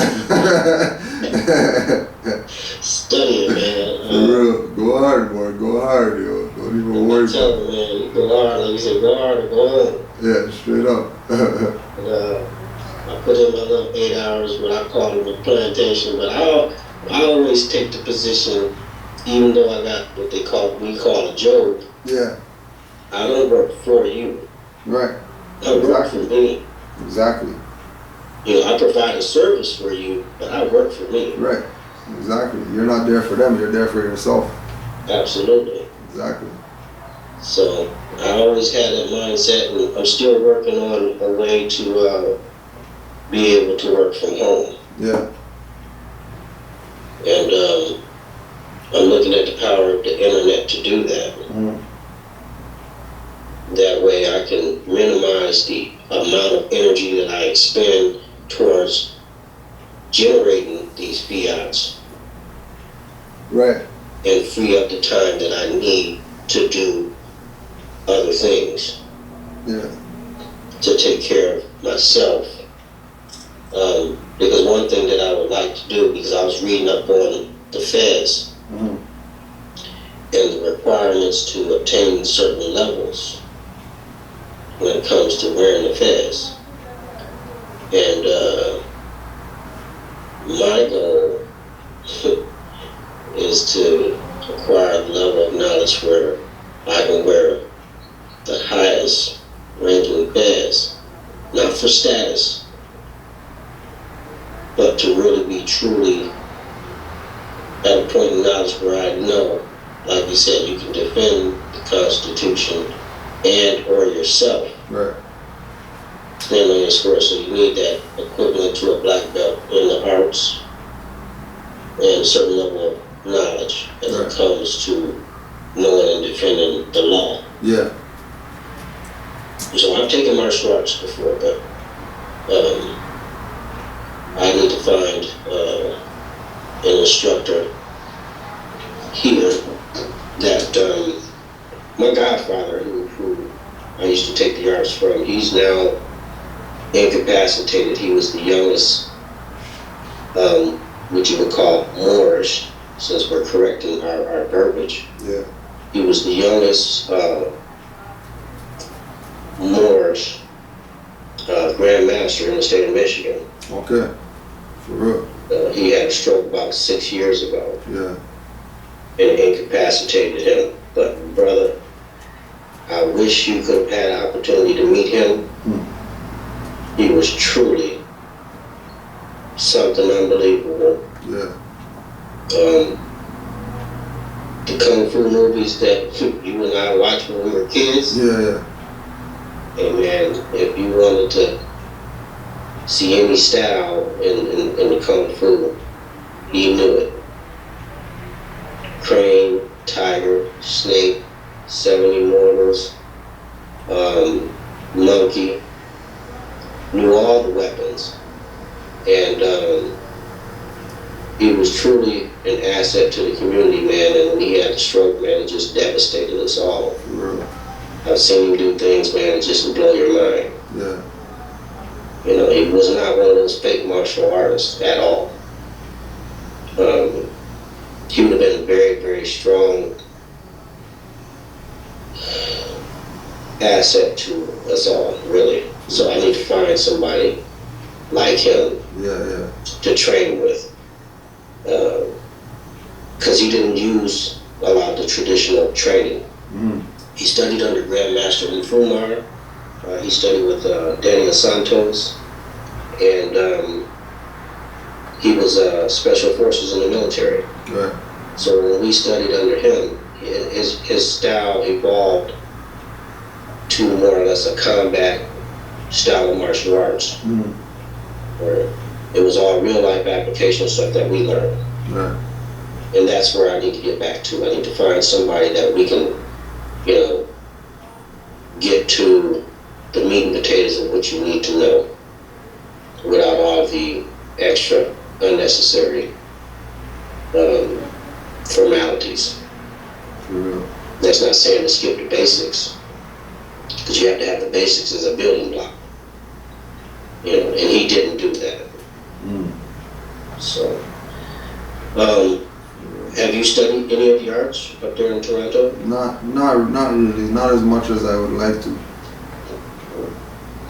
It's always a matter of time for us. So many things to do. Yeah, straight up. You know, so many things to do, and studying is a full-time job by itself. Yeah, straight up.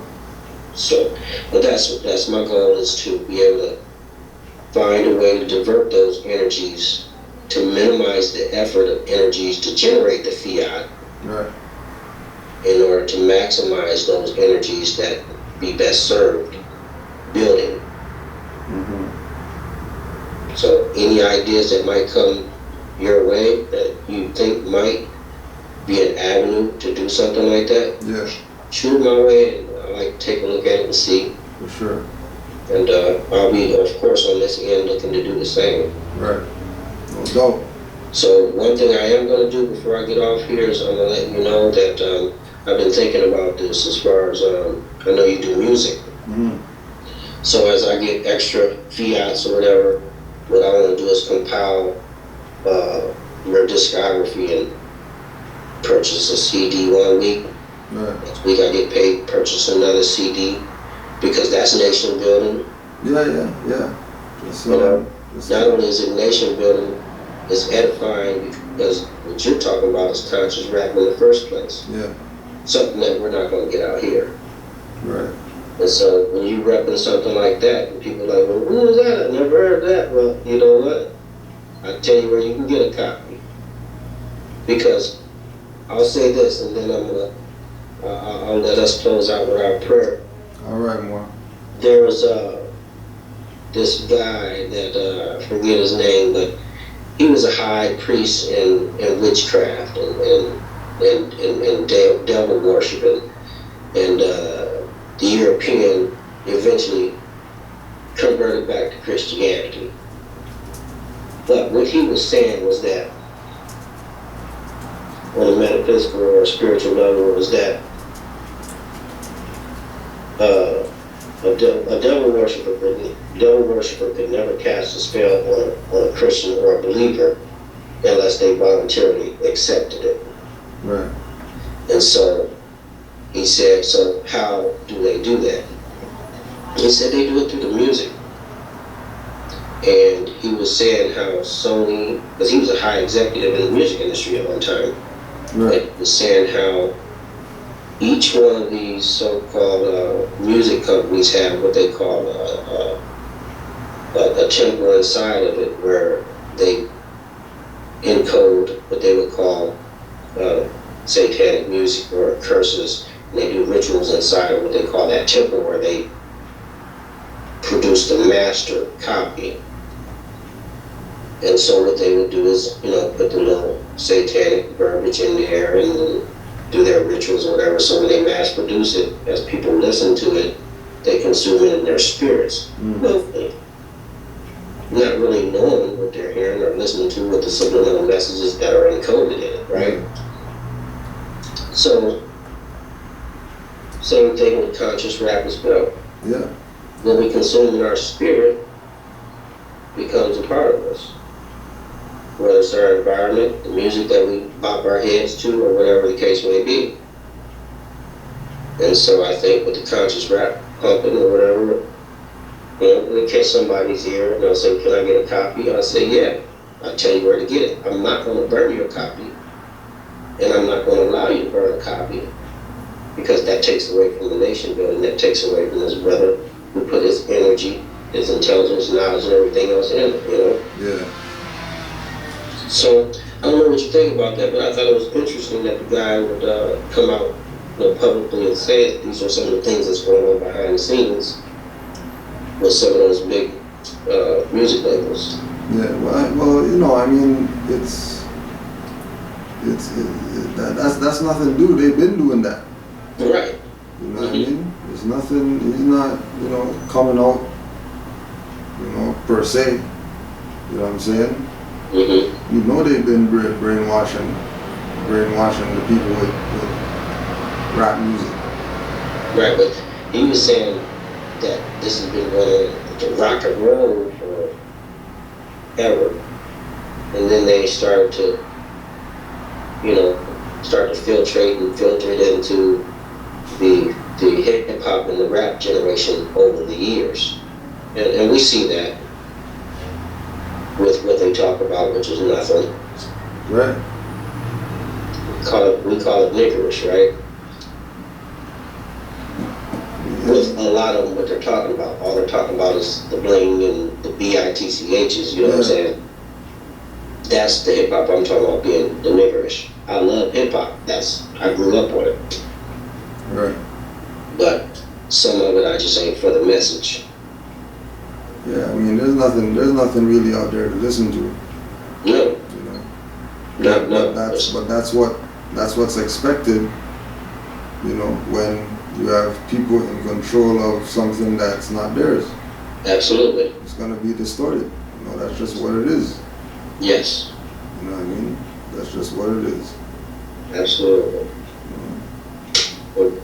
Well, thank you, Brother Cujo, for sharing and allowing me to share and help me to understand and comprehend a lot of things in a short amount of time. And if there's anything that I can ever do for you to utilize my skill sets and helping us build, I'm there. For real. No problem, Mark. Definitely. Just let you know that I'd love to come to Toronto. I've never been there. I've been in Nova Scotia. But I've never been to Toronto. I've been wanting to come to the Caribana for the last 10 years and ain't made it yet. For real. And I know you've been, right? Well, how the takeover's going, I haven't been in 10 years. Okay. Because it's not what it was back in the day. It's a whole different thing right now. So I don't even play around with that no more. Okay. Yeah, that's one of those things where you just gotta step it up. You know what I mean? You gotta leave some stuff alone. Absolutely.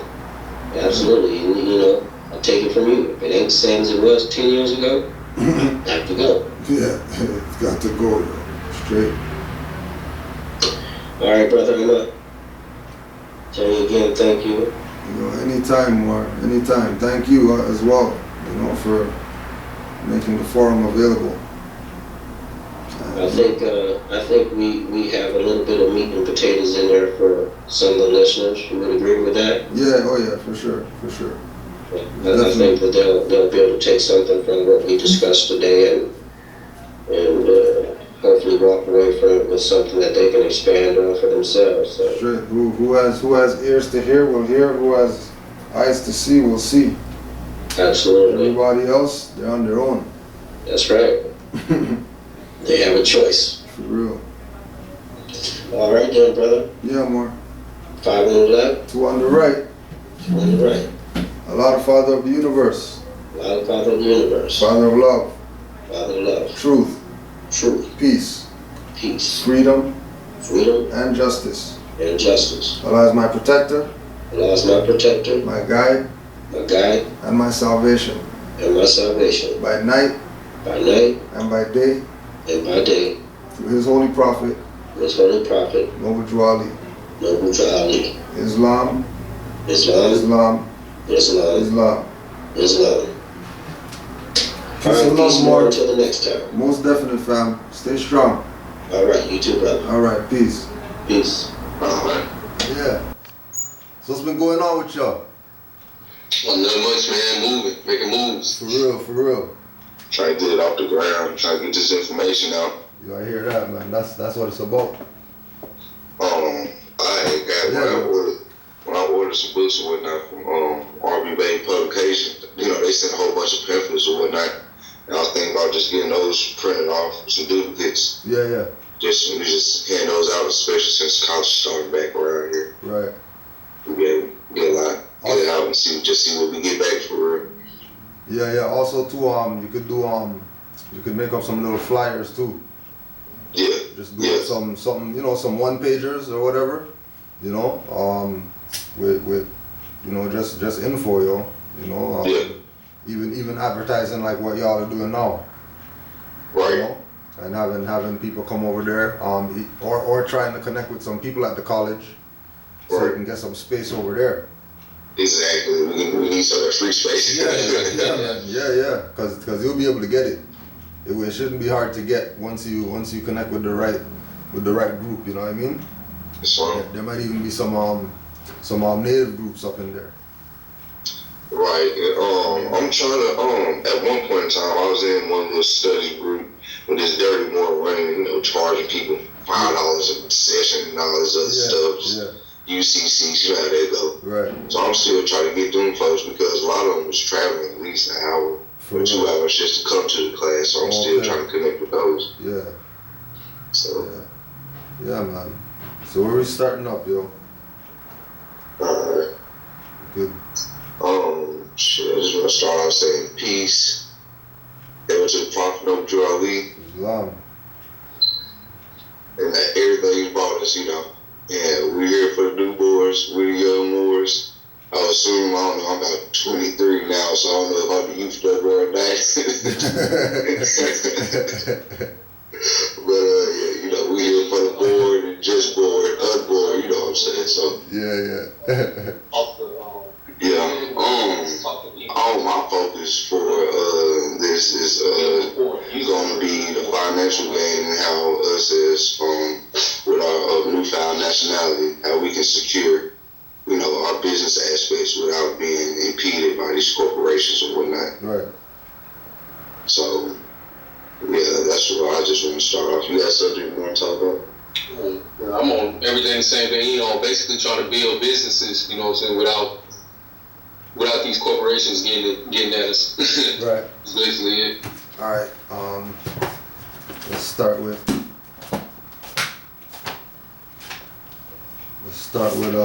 status. You can't pass that. You pass that, you lose. Right.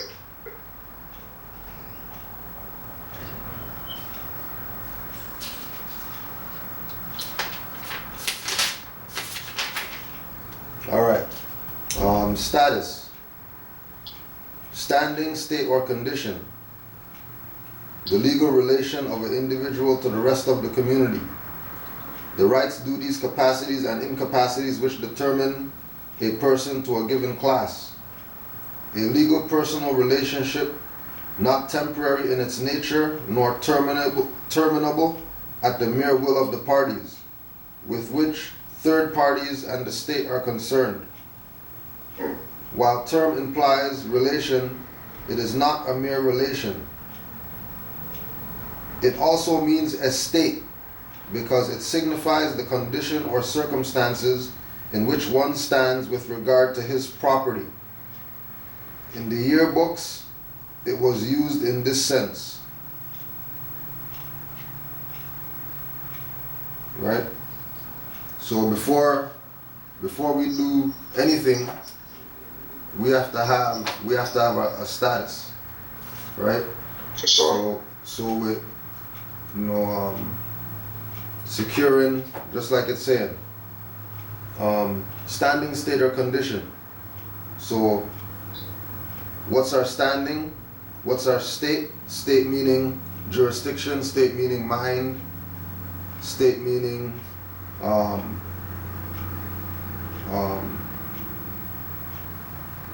language.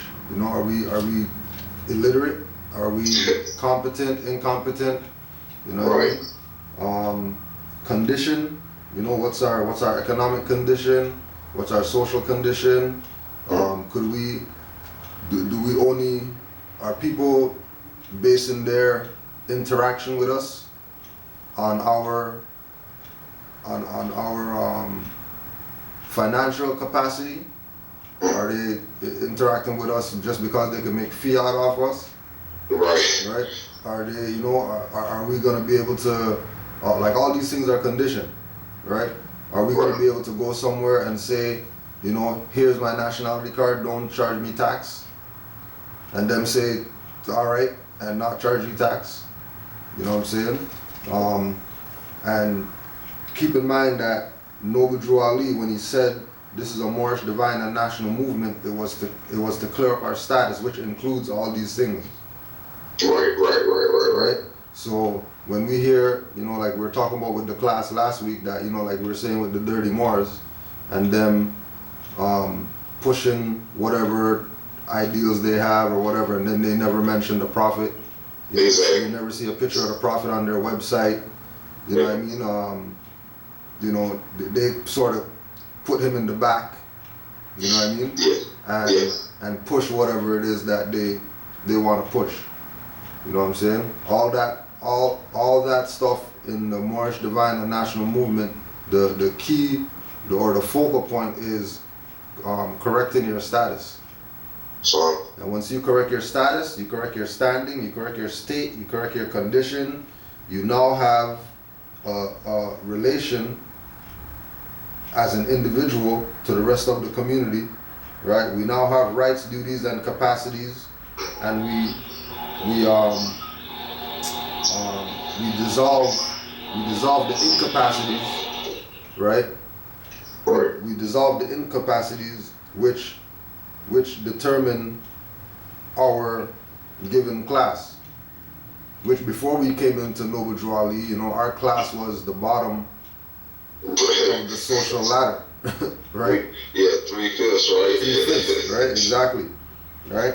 A legal personal relationship, right? So status is also something that is personal, like it's on the individual. It's not necessarily, like we say nationality, and everybody says, oh yeah, unity, and we're all together or whatever. It's also an individual thing as well. Yeah. You know what I mean? That the individual has to take a position, right? Right now, a legal personal relationship, not temporary in its nature, nor terminable at the mere will of the parties. So the mere will of the parties implies contracts. Exactly. Right? So depending on your status, or your status would depend on whether the parties involved in that contract are going to abide by it or abuse you through that contract. Right? And we've been in the position for so long that puts us at the hands of being abused through contracts, that people just naturally just do that, without even thinking about it. Because contracts are written, right? Contracts are implied and contracts are oral. So when we go to the store and we put down that fiat note for a juice, it's like menace. I feel sorry for your mother and all that type of stuff. Right. And that man gets mad and, shoots up the place. It's not because Asian guy was wrong. Like he was really being sincere. Like, yo, I feel sorry for your mom because, you're a dumb nigga. Like, Yeah. you know what I mean? And he took it like, well, no, it's all about being a nigger. What do you mean?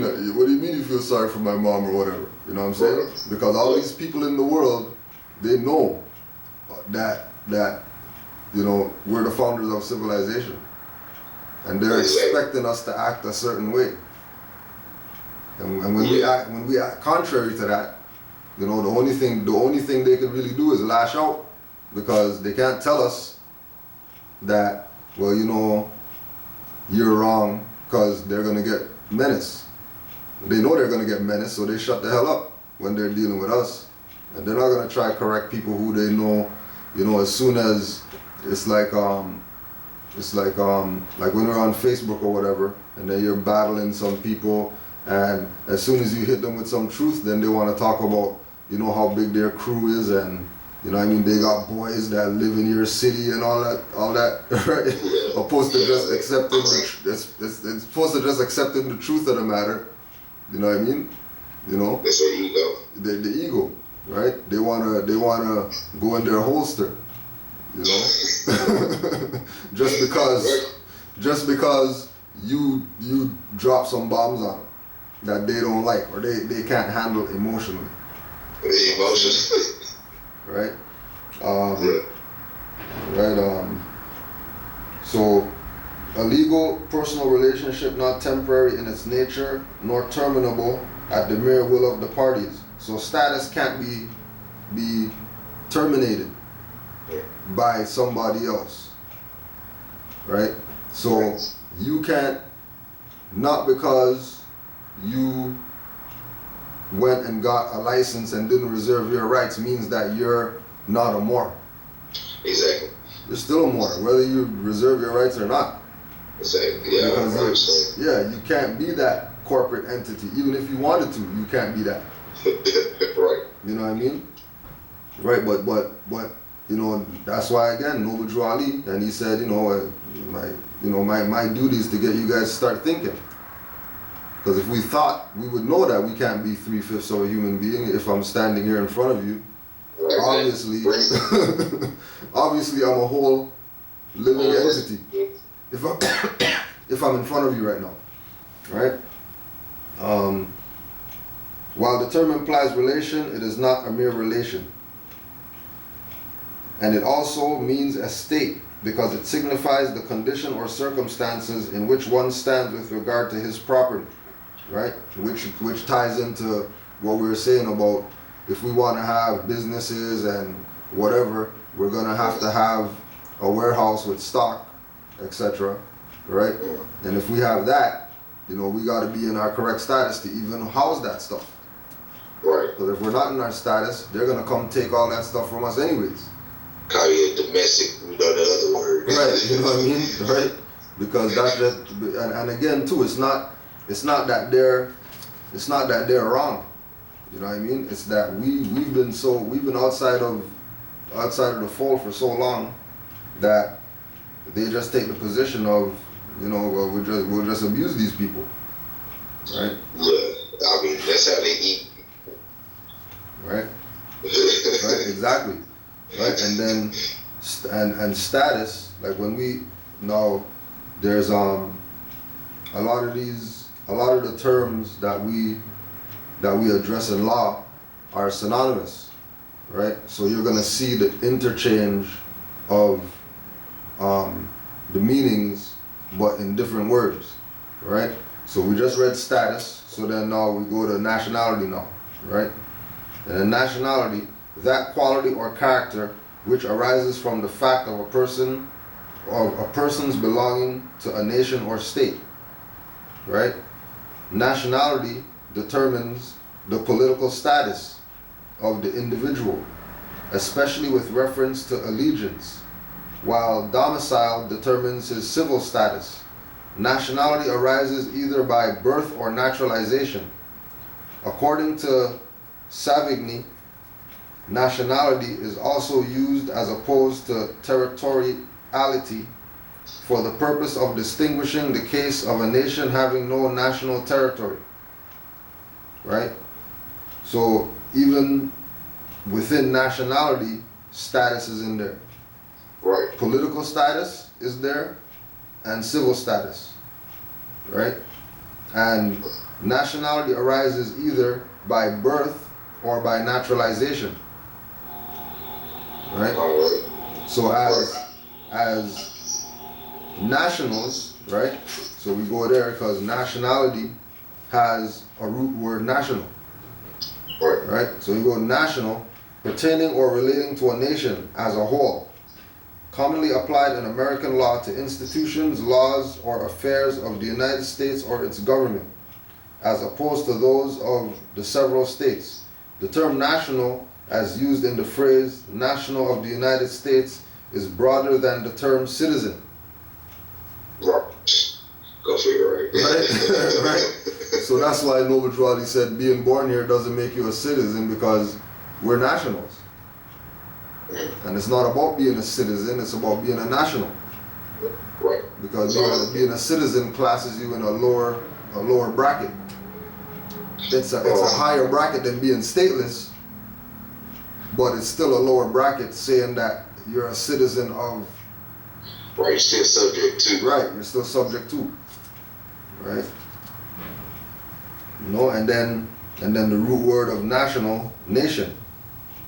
Right, nation, a people or aggregation of men existing in the form of an organized rural society, especially inhabiting a distinct portion of the earth, speaking the same language, using the same customs, possessing historical continuity, and distinguished from other like groups by their racial origin and characteristics, and generally, but not necessarily, living under the same government and sovereignty. Besides the element of autonomy of self-government, that is the independence of the community as a whole from the interference of any foreign power in its affairs or any subjection to such power. It is further necessary to the constitution of a nation that it should be an organized rural society, that is both governing in its own members by regular laws and defining and protecting their rights, and respecting the rights and duties which attach to it as a constituent member of the family of nations. Such a society, says Vattel, has her affairs and her interests. She deliberates and takes resolution in common, thus becoming a moral person who possesses an understanding and will peculiar to herself, and is susceptible of obligations and rights. The word nation and people are frequently used as synonymous, but there is a great difference between them. A nation is an aggregation of men speaking the same language, having the same customs, and endowed with certain moral qualities which distinguish them from other groups of a like nature. It would follow from this definition that a nation is destined to form only one state, and that it constitutes one divisible whole. Nevertheless, the history of every age presents us with nations divided into several states. Thus, Italy was for centuries divided among several different governments. The people is the collection of all citizens without distinction or rank or order. Right? So nations have order, people have no order. In the Bible. Right? The people is the collection of all citizenship or all citizens without distinction of rank or order. All men living under the same government compose the people of the state. In relation to the state, the citizens constitute the people. In relation to the human race, they constitute the nation. A free nation is one not subject to a foreign government. Whatever be the constitution of the state, a people is free when all the citizens can participate in a certain measure in the direction and in the examination of public affairs. The people is the political body brought into existence by community of laws, and the people may perish with these laws. The nation is the moral body, independent of political revolutions, because it is constituted by inborn qualities which render it indissoluble. The state is the people organized into a political body. In American constitutional law, the word state is applied to the several members of the American Union, while the word nation is applied to the whole body of the people embraced within the jurisdiction of the federal government. And then, as we know, the federal government is the Great Seal, not the eagle. Exactly. Right? And the people are the eagle, because they fall under the jurisdiction of the Union states, which in American constitutional law, the word state is applied to the several members of the American Union. Right? So for us to be secure in our resources, right? For us to be secure in our business, etc., we have to be of a national mindset. So, right? We have to have a nationality. And then once we have a nationality, then we move forward into, the next levels. all right. On that note, as far as declaring our nationality, as far as public notice, just making a public notice, what avenues would you suggest for new Moors to do? Let's see if that's in here. Because it's crazy how we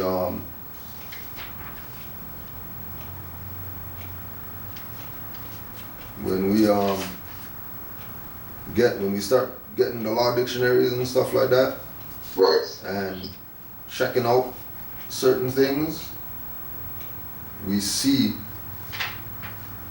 why Noble Drew Ali pushed the concept of us studying, right? Because once a lot of this stuff, once you read this stuff, everything's right there. Yeah. You know what I mean? Everything's right there. You know? All right. So public notice, right? So public. Noun. The whole body politic or the aggregate of the citizens of a state, district, or municipality. The inhabitants of a state, country, or community. In one sense, everybody. And according to the body of the people at large, the community at large, without reference to the geographical limits of any corporation, like a city, town, or county, the people. In another sense, the word does not mean all the people, nor most of the people, nor very many of the people of a place, but so many of them as contradistinguishes them from a few. Accordingly, it has been defined or employed as meaning the inhabitants of a particular place, all the inhabitants of a particular place, the people of a neighborhood, also a part of the inhabitants of a community. Adjective, pertaining to a state, nation, or whole community, proceeding from them, relating to or affecting the whole body of people or an entire community, open to all, notorious, common to all or many, general, open to common use, belonging to the people at large, relating to or affecting the whole people or a state, nation, or community, not limited or restricted to any particular class of the community. Right? Right. So that's public. Right?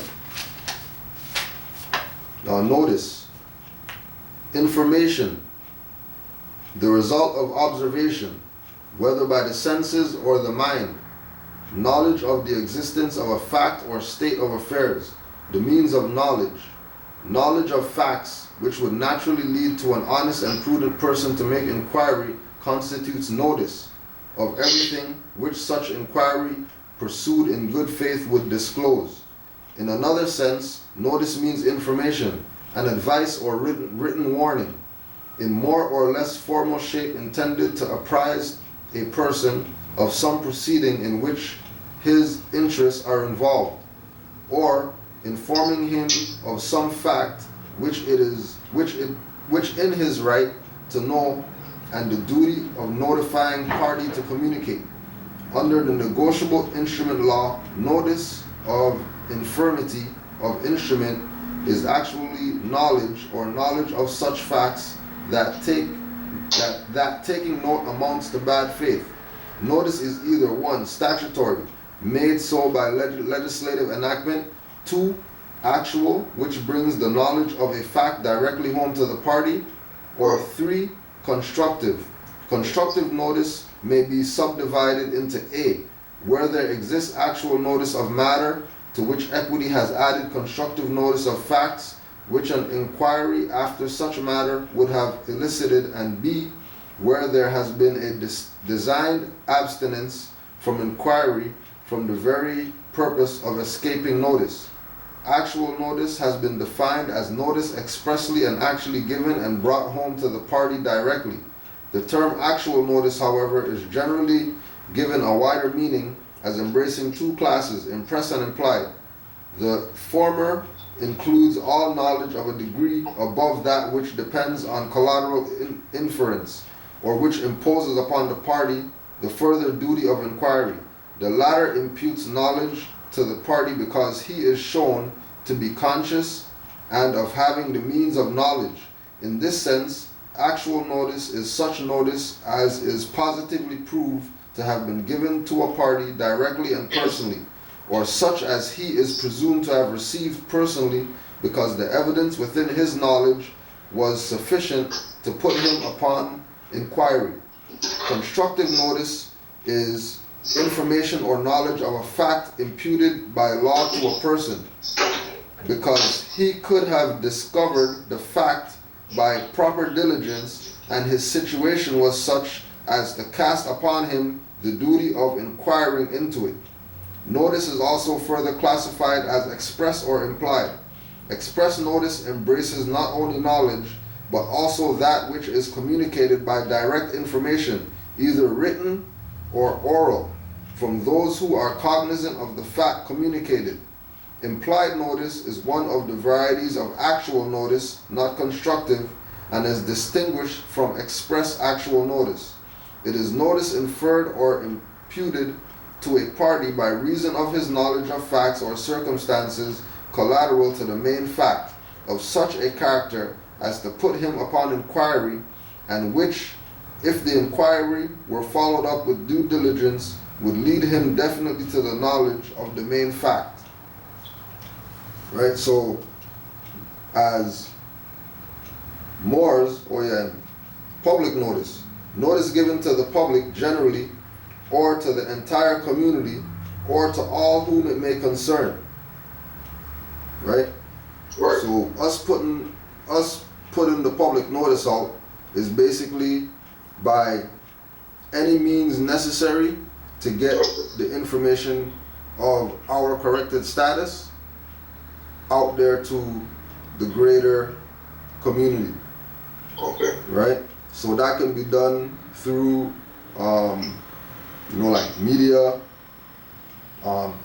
Specifically for us, it would be good if we do it through our own newspapers.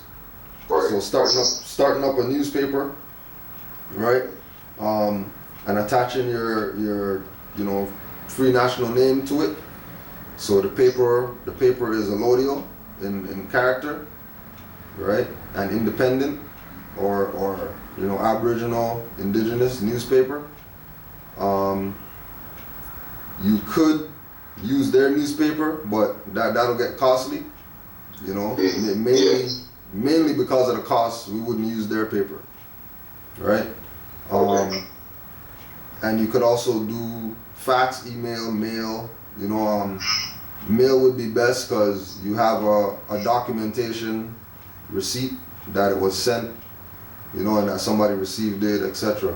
So the 2 most potent ways for us is mail, registered certified mail, or in the newspaper, which is our own paper.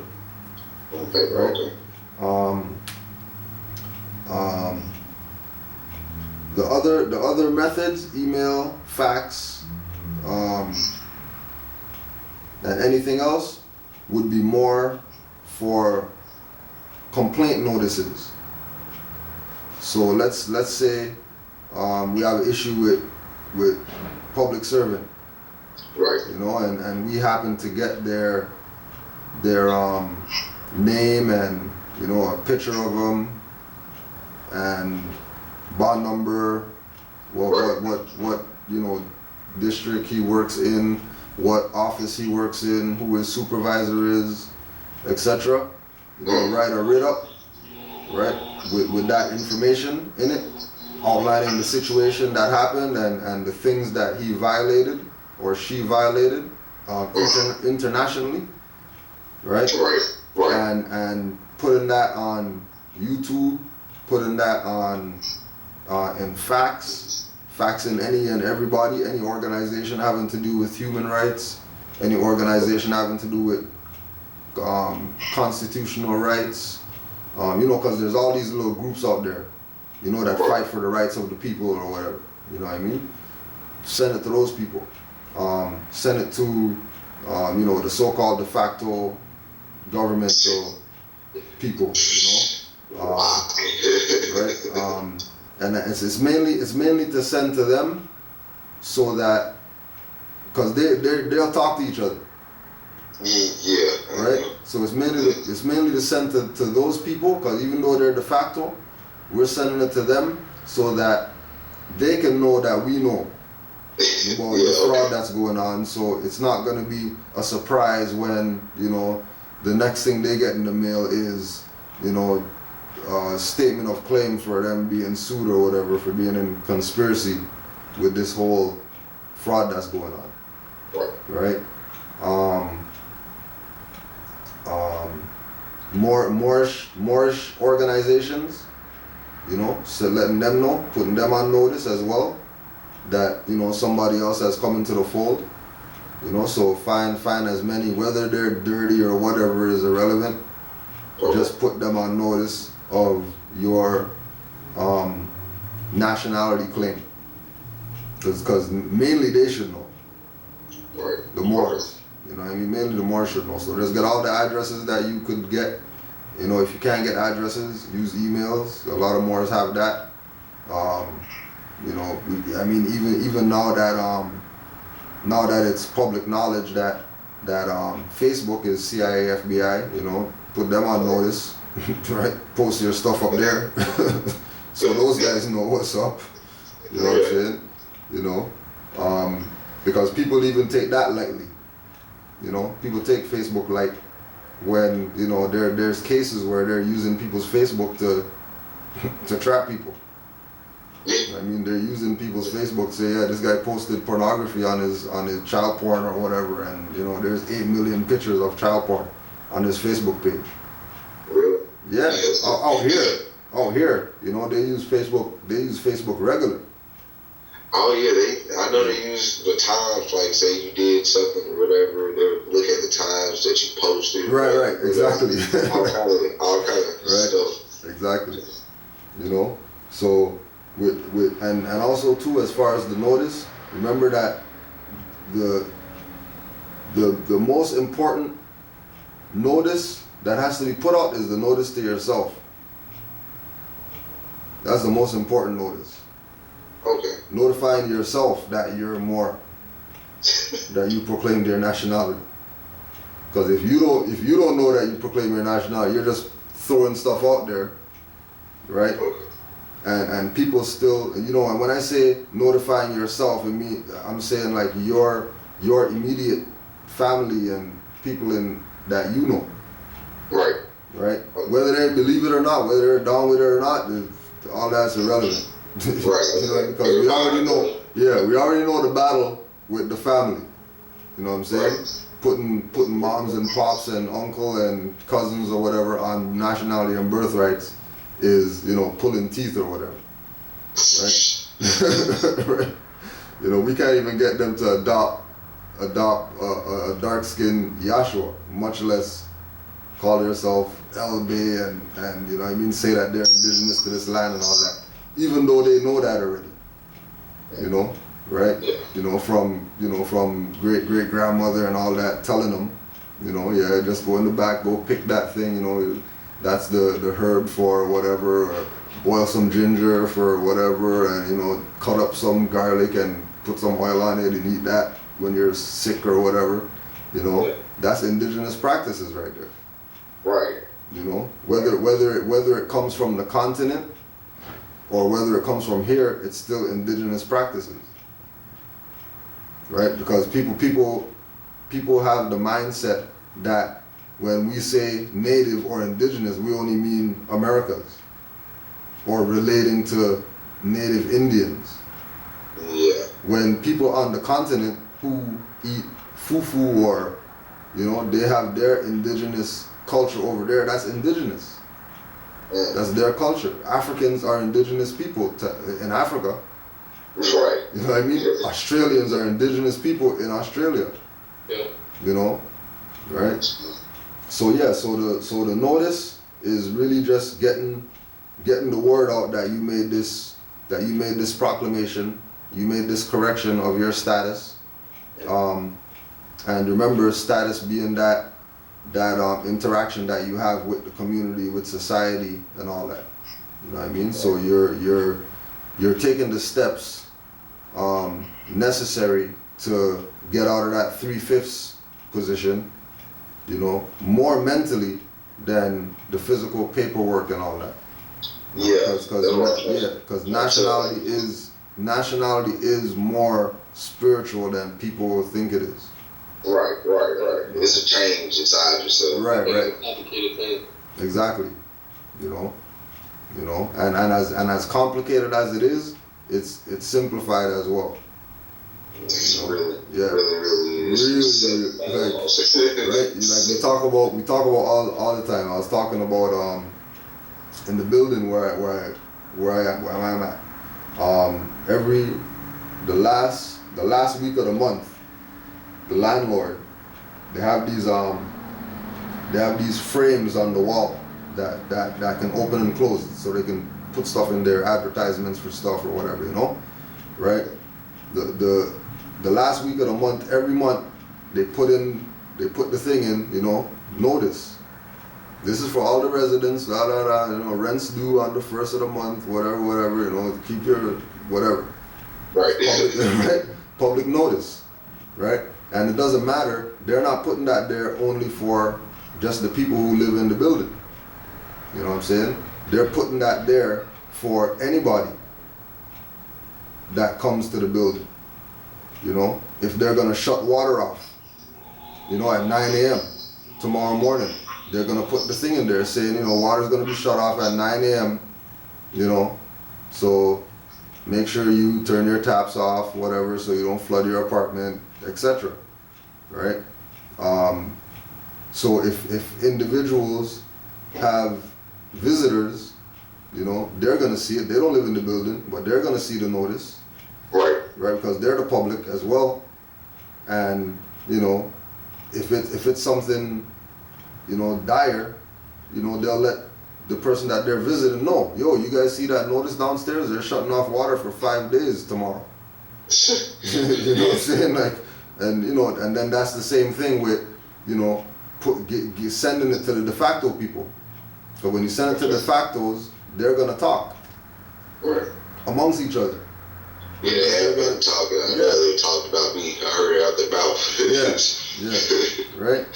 And that's not necessarily, a negative, because your name's in their mouth, right? They're just getting the word out that we lost another one. So we lost another one. So just don't really bother that guy. Oh no. Yeah. So. One thing I want to touch back on status, political status.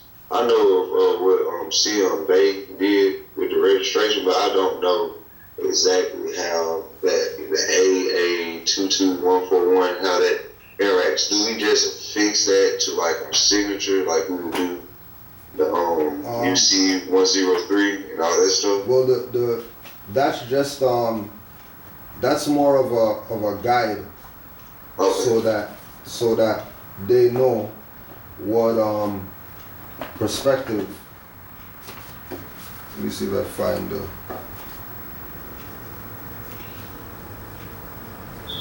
Yeah, that's more a guy. That's just like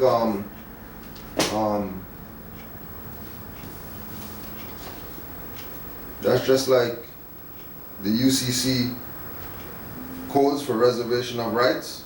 Right. It's just preliminary type thing. Right. You know, it's just to let them know that you know that there's different levels of citizenship in that case. Right? Let me try to find this. 1 second. Let me see if I find something. Okay.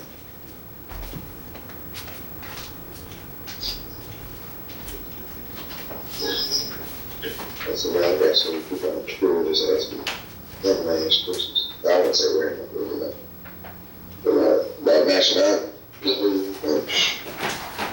I'm going to tell people, man, it's not about all the paperwork. No, the paperwork ain't nothing. The paperwork is not. That's not to say. People think, oh, I put the paperwork into the court. Like, that's what I'm saying.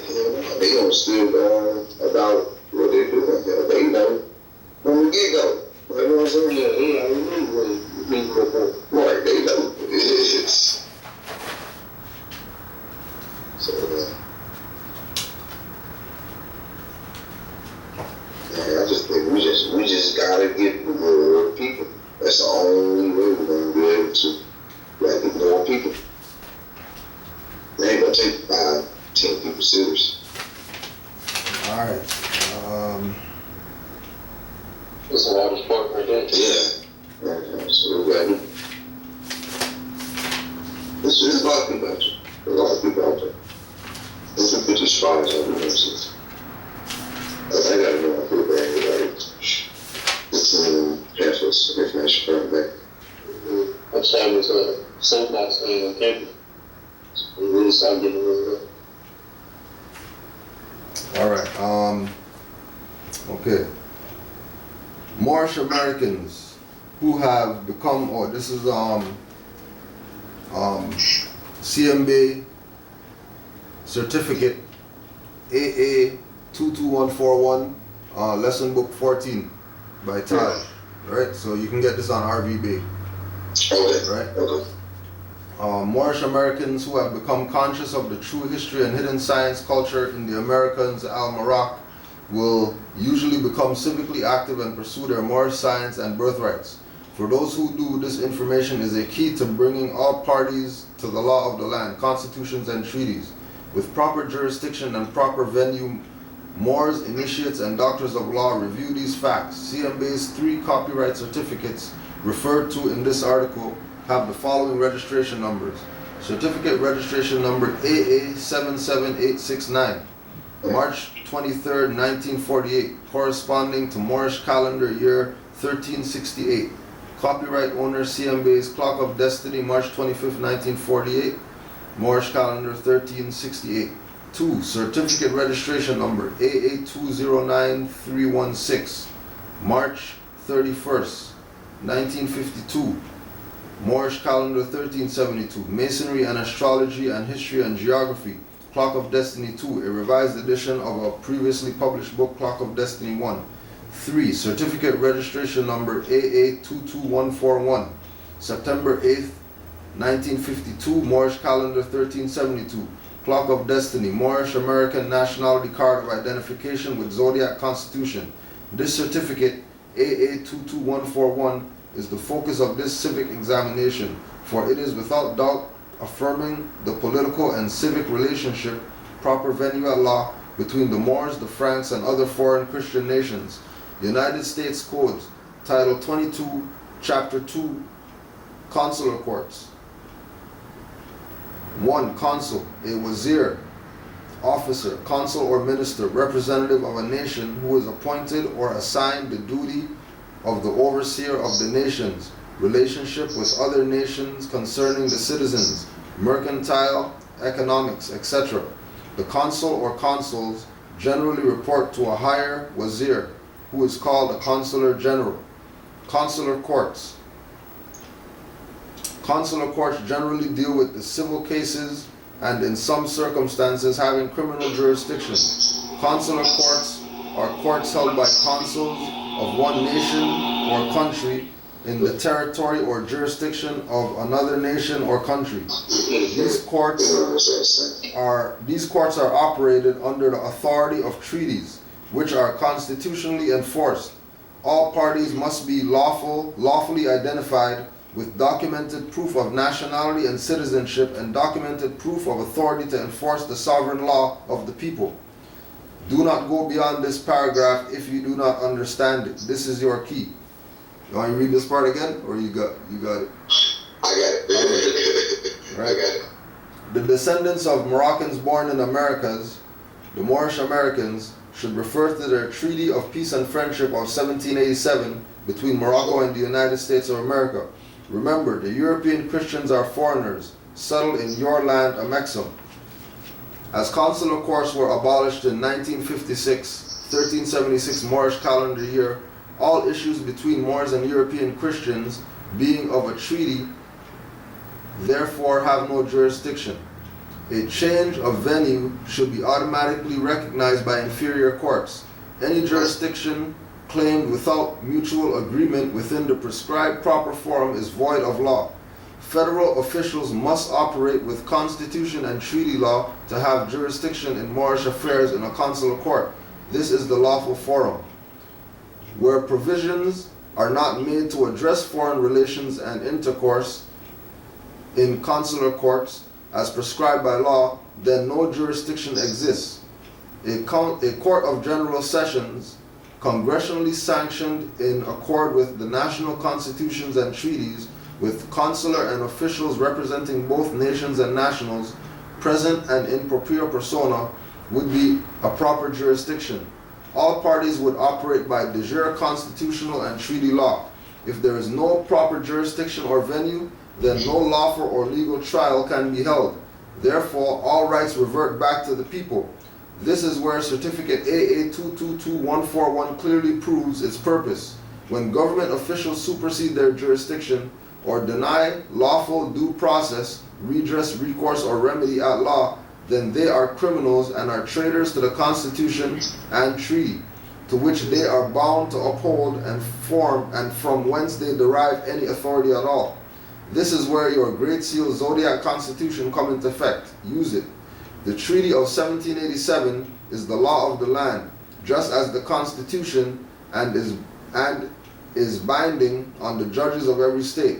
Look at them as one document, as far as law and authority is concerned. Moors are not citizens of the United States society, but are the people of the continental United States and are part and parcel of the government of which the Union of States are obligated. The constitutions of the two nations, in conjunction with treaties, are the working tools for adjudication in jurisdictional arguments, procedures, and venue. Keep in mind the duality size of the Great Seal of the United States. With Moors, any non-federal sanctioned court inferior is in proper jurisdiction. If the court is not operating with constitutional law and treaty, it is color of law and fraudulent. Any colorable courts are improper and have no jurisdiction, although most all states' officers knowingly operate with color of authority. Any colorable or negative law, non-organic constitution, is a blatant violation of the Constitution and the Treaty of Peace and Friendship of 1787. Moors, when dealing with legal or lawful matters, always be aware of what law, court, or venue is in operation and what law its officers are claiming authority by, what nations they represent, and knowing the difference. Always challenge the court's jurisdiction. When the Moors are in the courts of the United States of America for any reason, the court officials should be made aware to their obligation to the Constitution and to the Treaty of 1787 for the record.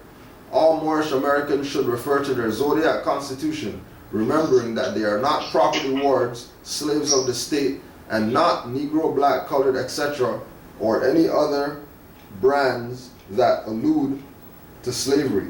As national sovereign people, the Moors are entitled to lawful due process at law. The constitutions of all parties involved should be presented into evidence and put into the record to protect and preserve the rights of the people. The Constitution and treaty law is the sovereign law of the land, where any de jure claimed authority is derived. So, Right? It's law. Right? So that's what's up with those CMB filings. And then specifically the one that you mentioned, AA 22141, it's just a reference point. okay. You know, Okay. for us to know where it is that we stand with regard to them and their dealings with us. Alright. You know? Alright. I'm about to get those confidences. Yeah, man. You can get everything off RV Bay that you need, man. RV Bay Publications. You get everything off there.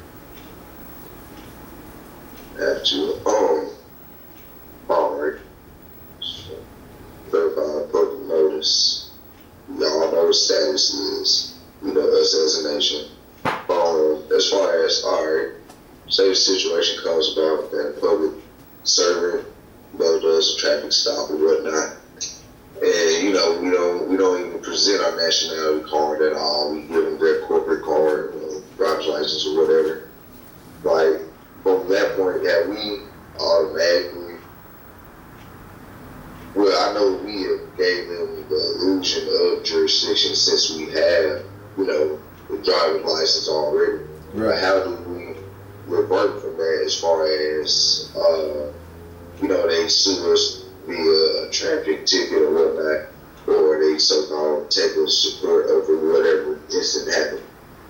As far as, because I know when I was just coming to information or whatever, and got so-called charged with whatnot, and I don't know the exact process, but I went to so-called courtroom and talked to the magistrate or whatever, and put her on notice verbally that who I was, my correct status or whatever, and this woman asked me did I have mental problems and should I go to a mental health center. Yeah.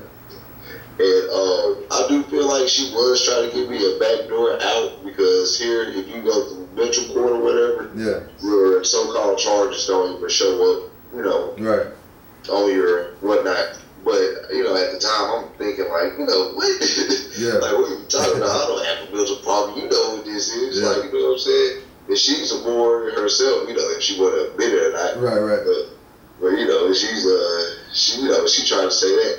So I then found out, just going in there and telling these folks it's not really going to, Right. Well, not going to do anything, really. Yeah. Because the protocol is that in those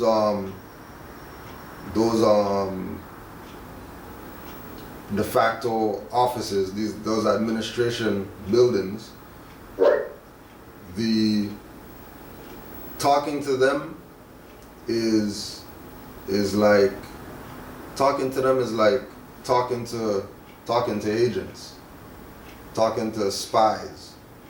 Right. Talking to them is like doing what Snowden did. Yeah. Right? Because the procedure of that arena is evidence. Right? Paper talks in there. People don't talk. Like even when you look at Law and Order and all these shows, all these law shows or whatever, you know what I mean? The so-called lawyers, attorneys, PDs, whatever, they're always presenting evidence. Right. They're never talking, they're never talking from their mind. Right. When they're in that jurisdiction.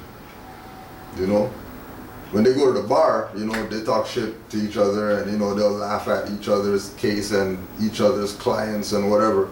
But when they go into that arena right there, paper talks. Right. You know what I mean? So that's where it comes into when even if you have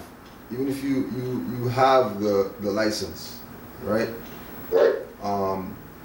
That you revert to your nationality. You stand on it.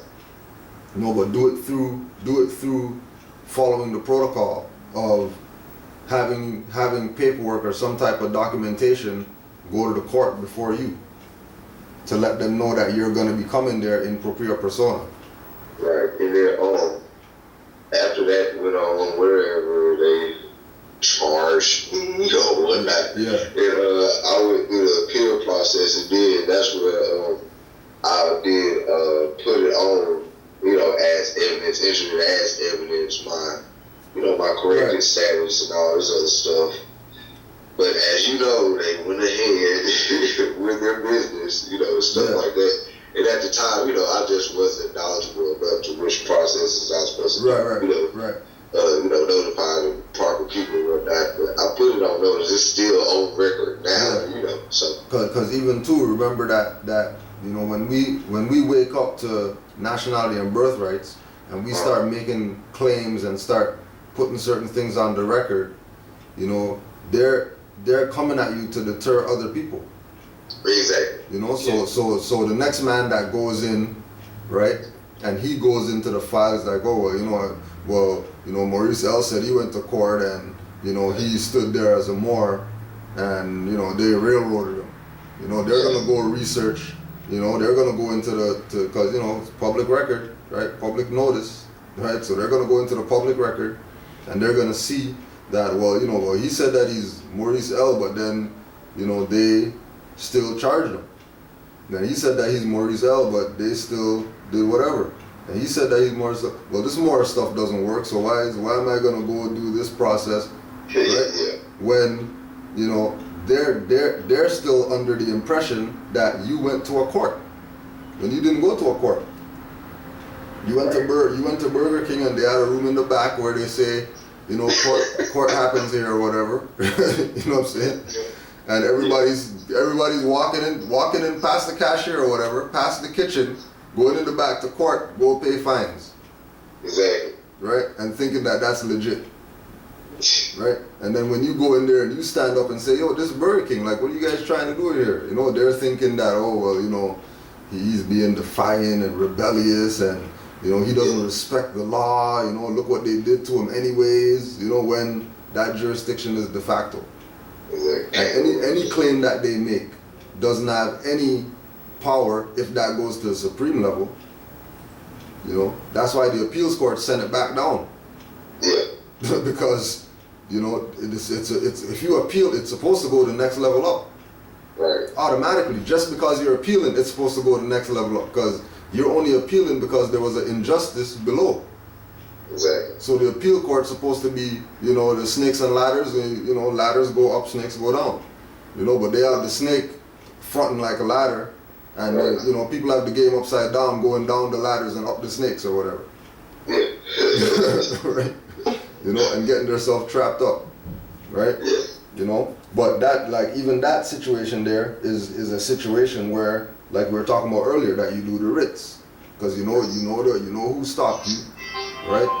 You got his badge number or whatever, right? Exactly. You know the judge who headed the case, right? You know who the prosecutor was that was against you, right? And all that stuff. You put all those people there in a writ of error, and you outline point for point all the errors that they made from denationalizing you by not accepting the fact that you said that you're El Bay or whatever, and trying to make you straw, right? To the point of Article 3 in the Constitution, judicial powers shall, is only in the Supreme Court, and anybody else that's inferior, they don't have any say. That you're a minister and a consul, Right. that should have automatically went to a higher level. You can point out the appeal court fraud that they're running, trying to say that they're a court when they're just a secondary branch of the de facto quasi court that's put there in order to give people the appearance of some type of remedy when they get abused by lower courts when they have no intentions. As soon as you file the appeal, they already know they're sending it back. Yeah. You know what I mean? You know, and that's, and you know, it's like I always look at it like once you get to go home, it's never a loss. I don't care what they do. If they fine you, they give you, tell you $2 million fine or whatever. You know, once you get to go home, like you can deal with that fine in other ways. You know what I'm saying? Right. You write IOU on a paper, sign your free national name on that, send that to them in the mail, and call that paid. Hey, that's what they do to us. Exactly. You know what I'm saying? That's what they do to us. You know?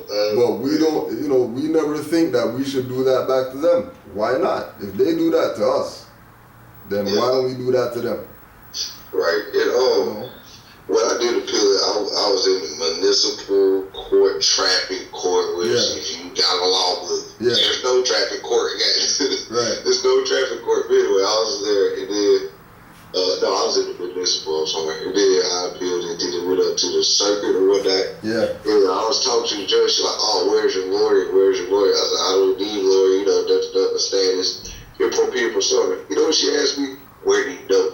Where you learn this language from? I was like, "Lady, I can read. You know, I can read a book. You know." Yeah. She was just shocked. Go to school and be able to read. Right. A law for $50. Like, really, dude? Like, yeah.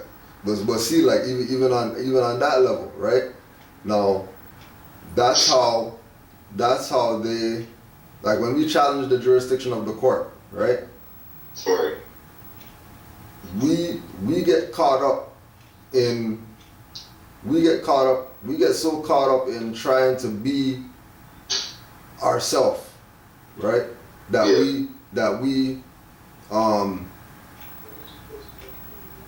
we trap ourselves, right? By answering questions. You know what I mean? So if when she says, you know, where do you learn that from? Right? The answer that you give is either going to admit the jurisdiction, right? Because if she's asking the question and you're answering, then that means she has the authority.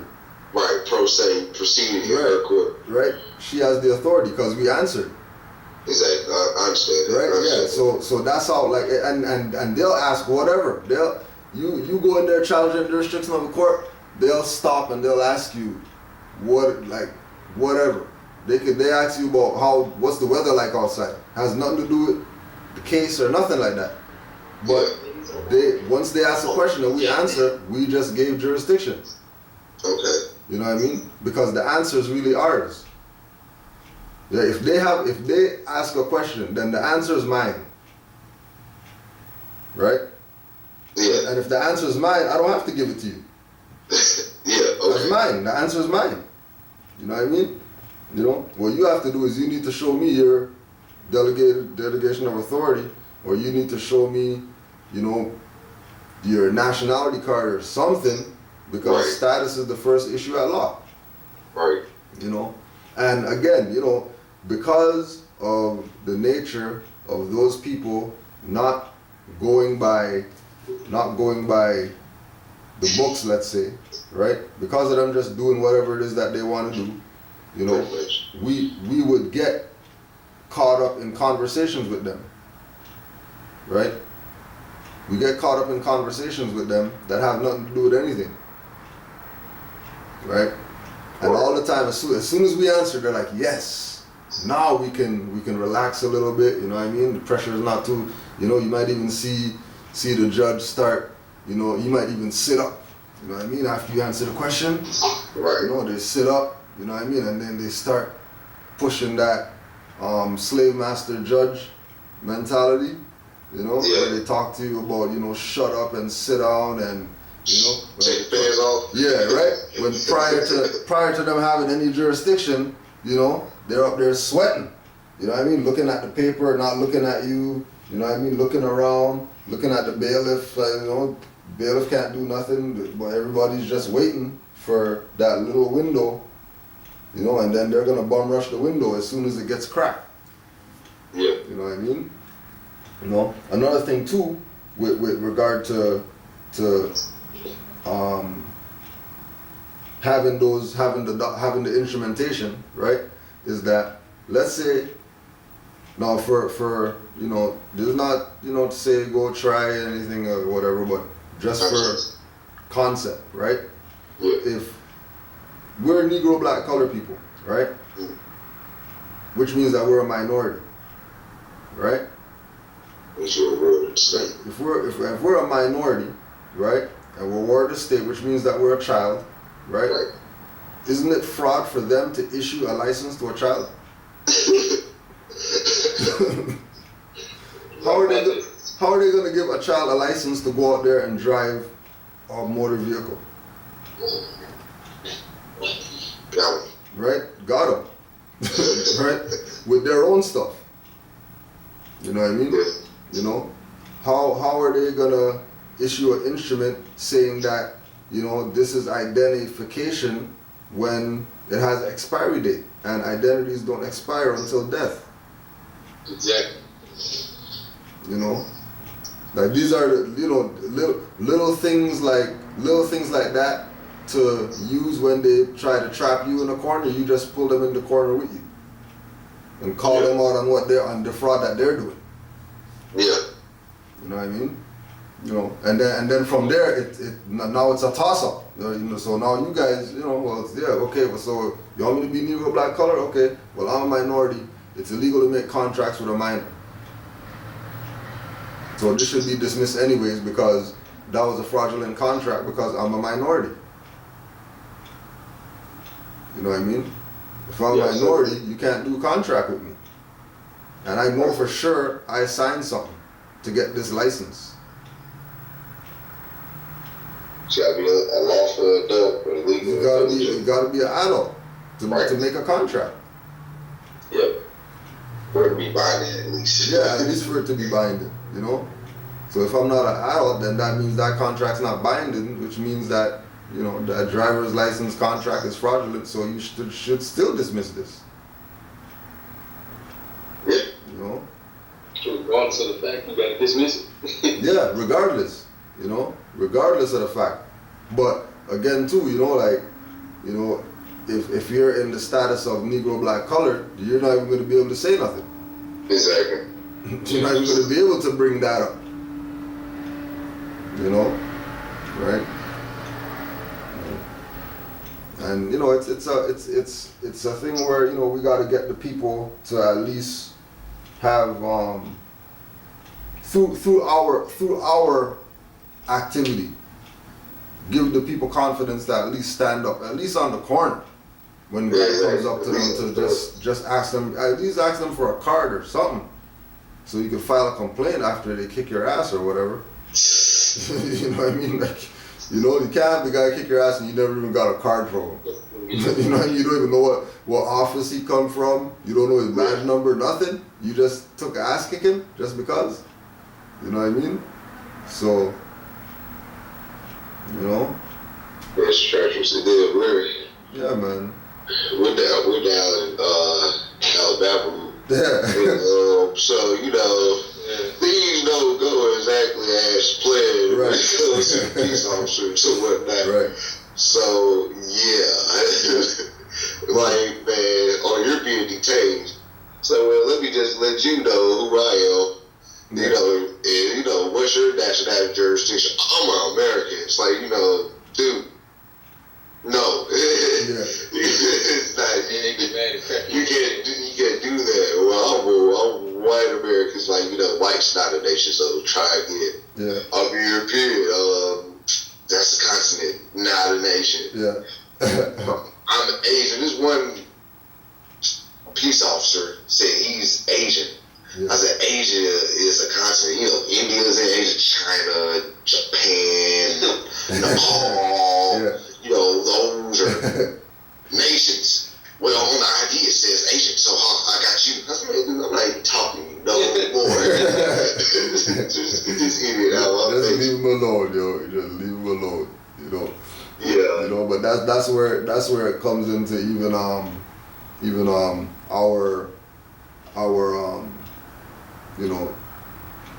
customs and culture. You know, like I was just studying the Declaration of Rights, right? Right. And Article 4, right?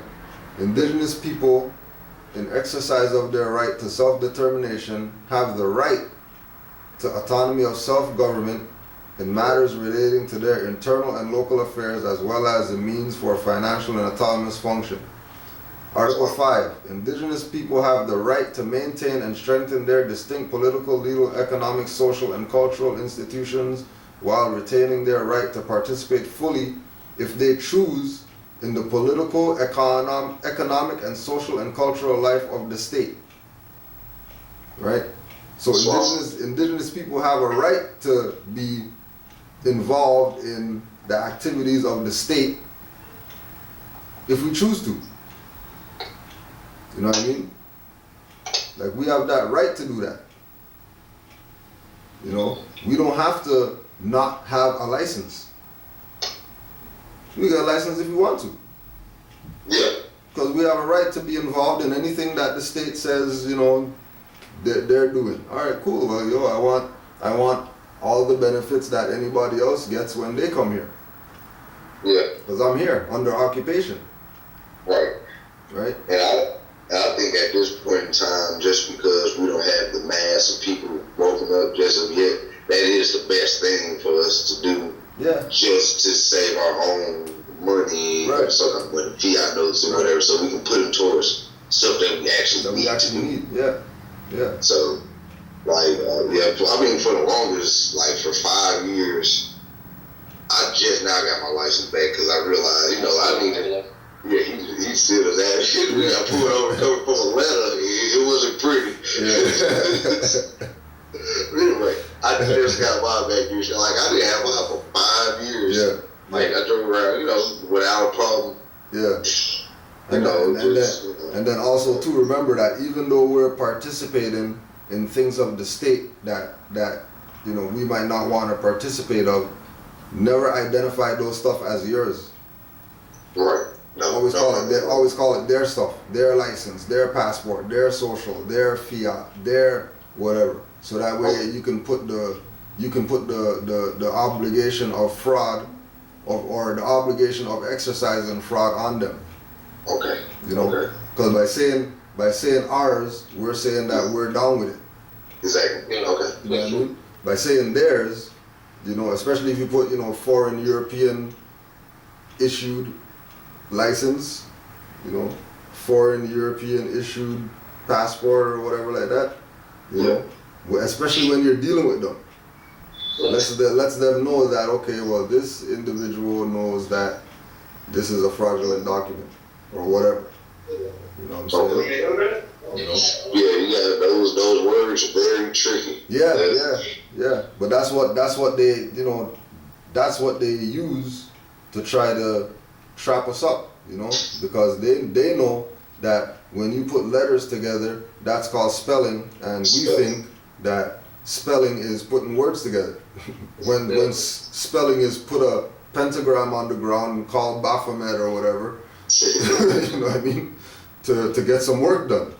Right. You know what I'm saying? Spelling is you know knowing that there's a birth record that you can, you know, use to know when somebody's when they're gonna make the moves that they're gonna make, so you can counteract their moves. Exactly. That's what a lot of people don't know. Like, they got where you was born, what time, and the literal time you was born. Somebody do your natal chart in 2 seconds.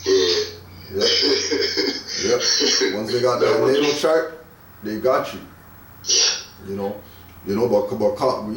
But to counteract that, if we have a natal chart, now they can't use it, because it can't be in two hands at once.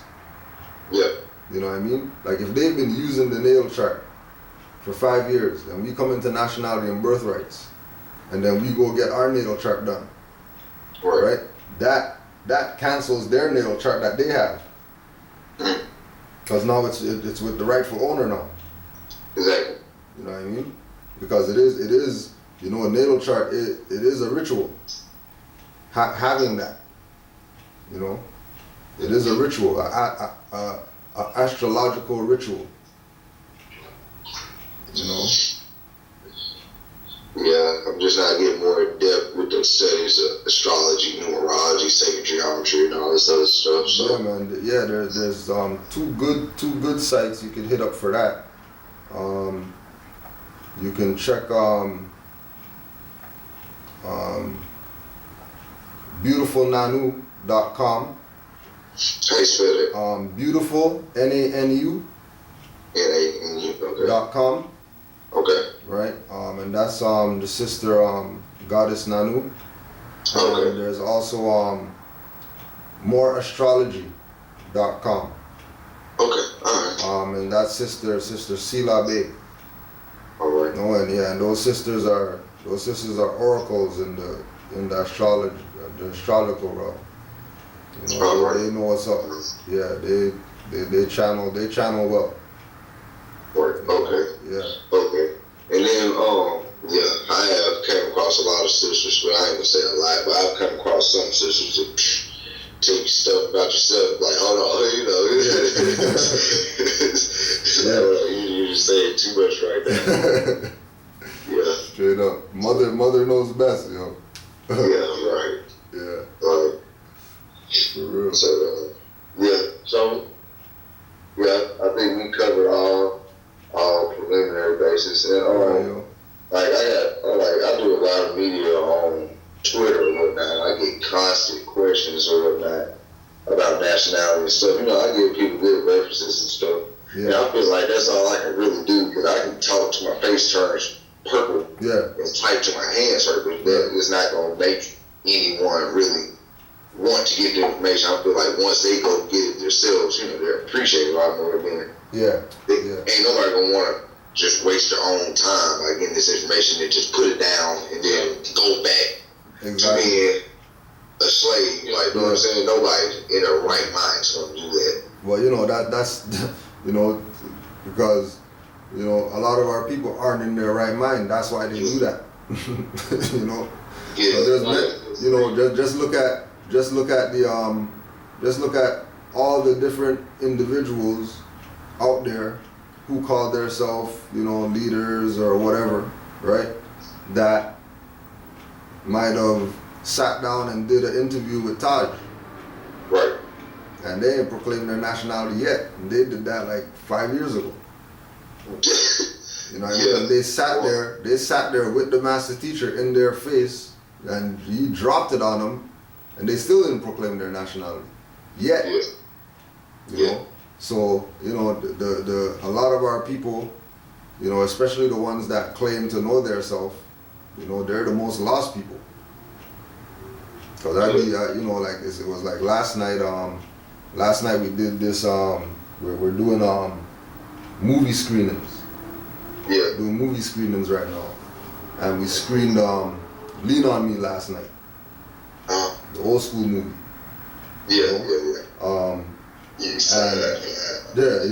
HNIC, right?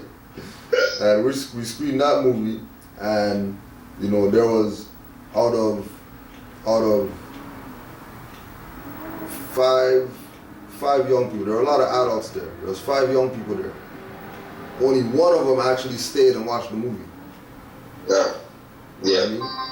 And the other 4 of them, they were like, yo, I don't know, this is, people got Jerry curls in this movie, and this movie's too old for me to watch or whatever, you know what I mean? But one of them had an ancient spirit, you know what I mean? Right. Sat there, watched the movie, you know what I mean? Got the message, and it actually is gonna be doing his research on other movies from those eras, that have a certain message or whatever that he wants us to screen, There's a lot of movies. Hollywood, there's some tricky individuals out there. And just growing up, like I was born in 1990, so I've always been fascinated with movies. Like, you know what I'm saying? Like Independence Day was example. Yeah. Will Smith punched the alien. Alien got dreads. Like, you know what I'm saying? Alien got locks. Yeah. Like, you know what I'm saying? Like, what does that mean? Yeah. Like, you know what I'm saying? It's all kind of, it's countless things. And you know, it just takes an individual to have a certain eye to notice that stuff. Exactly. Anyway, Exactly. So, yeah, man. You know. so yeah, it's out there. Sure. You know, tomorrow. I don't know if it's Menace or if it's Boys in the Hood, but they have a Moor. He has a fez on, tassel swinging. I think it's Boys in the Hood. On the corner. Yeah. With the dashiki on. Like, you know what I'm saying? He's right there. Like, I didn't even see that one. I gotta go back and check that. I think it's Boys. Because when it was going down the road, you know, it's a whole bunch of people just on the side of the road. Yeah. And it's just more just standing there with the fez on. For real. And believe it or not, I think did he have bean pies? I think he had bean pies. Okay.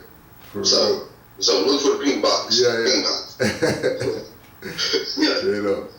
You right there with the fez on. With the Like, fez on. Yeah, man. You know, and I mean, you know, they you know, that's why we can't blame the European, because they've been telling us, you know what I mean? I can't blame the European. They've been telling us.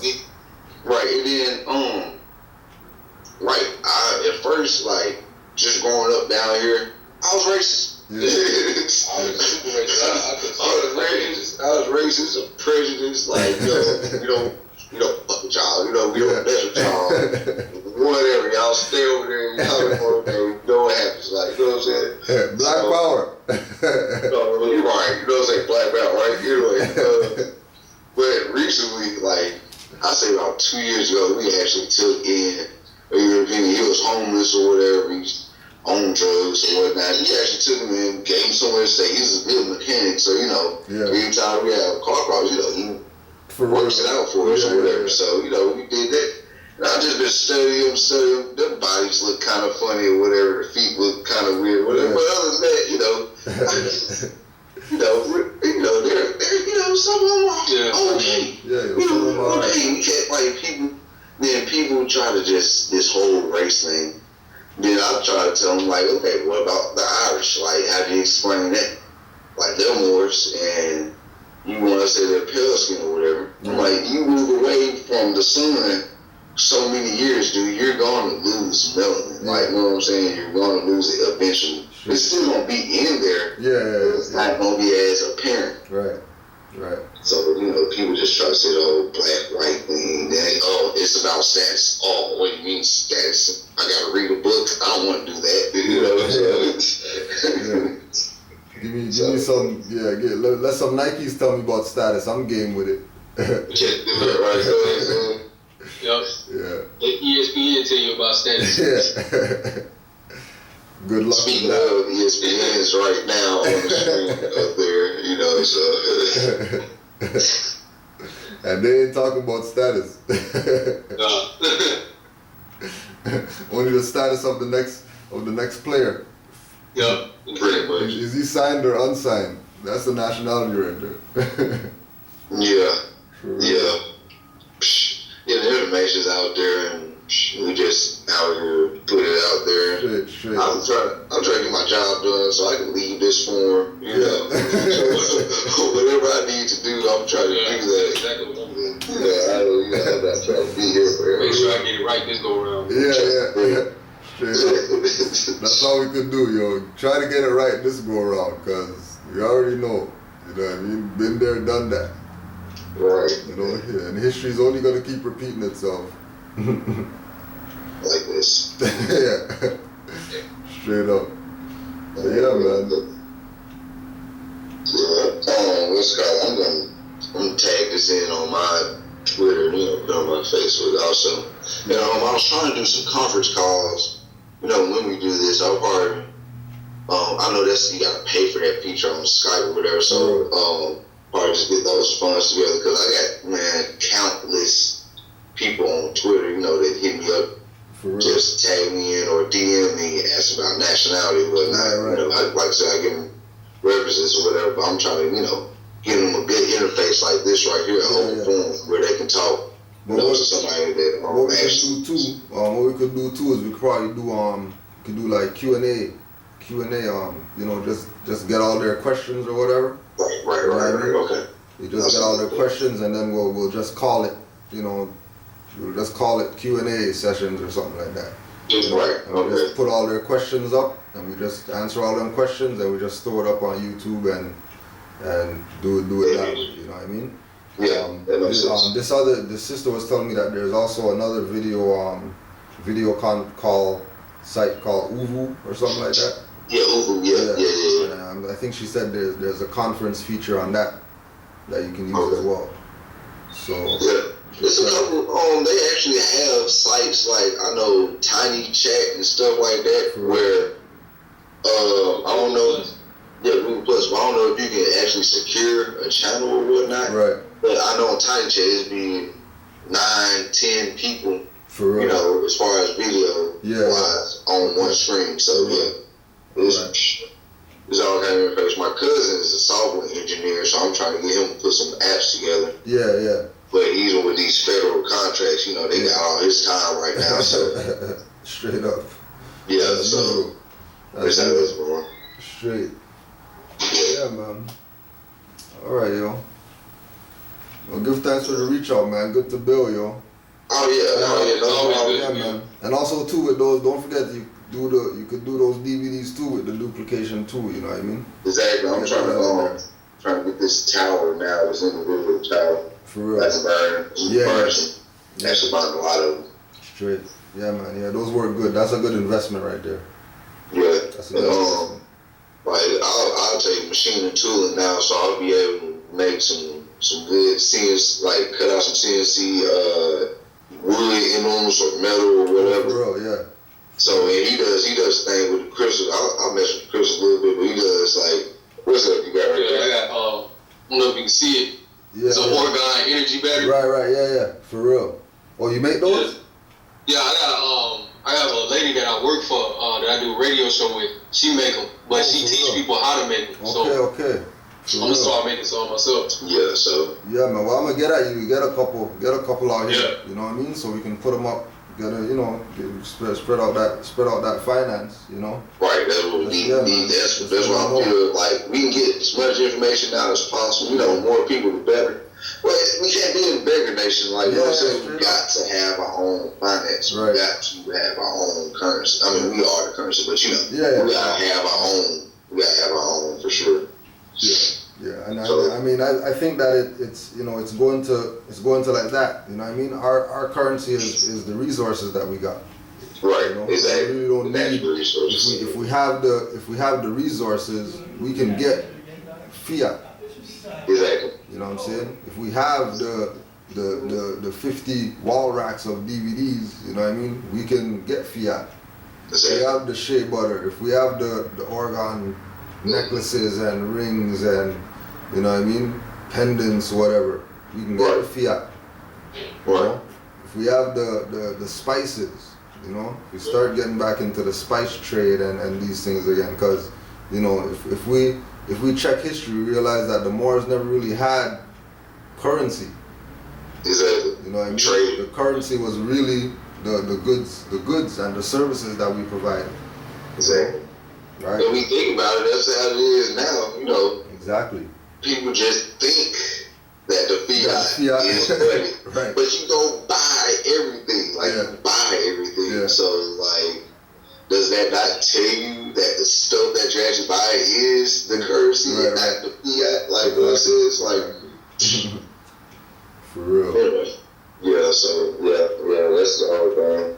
Yeah, more. So I got the message. We just gotta do the stuff that we already know what we gotta do with that. So yeah, man, and and again too, honors to you, Moors, for being on it. You know what I mean? As some of the younger Moors coming in.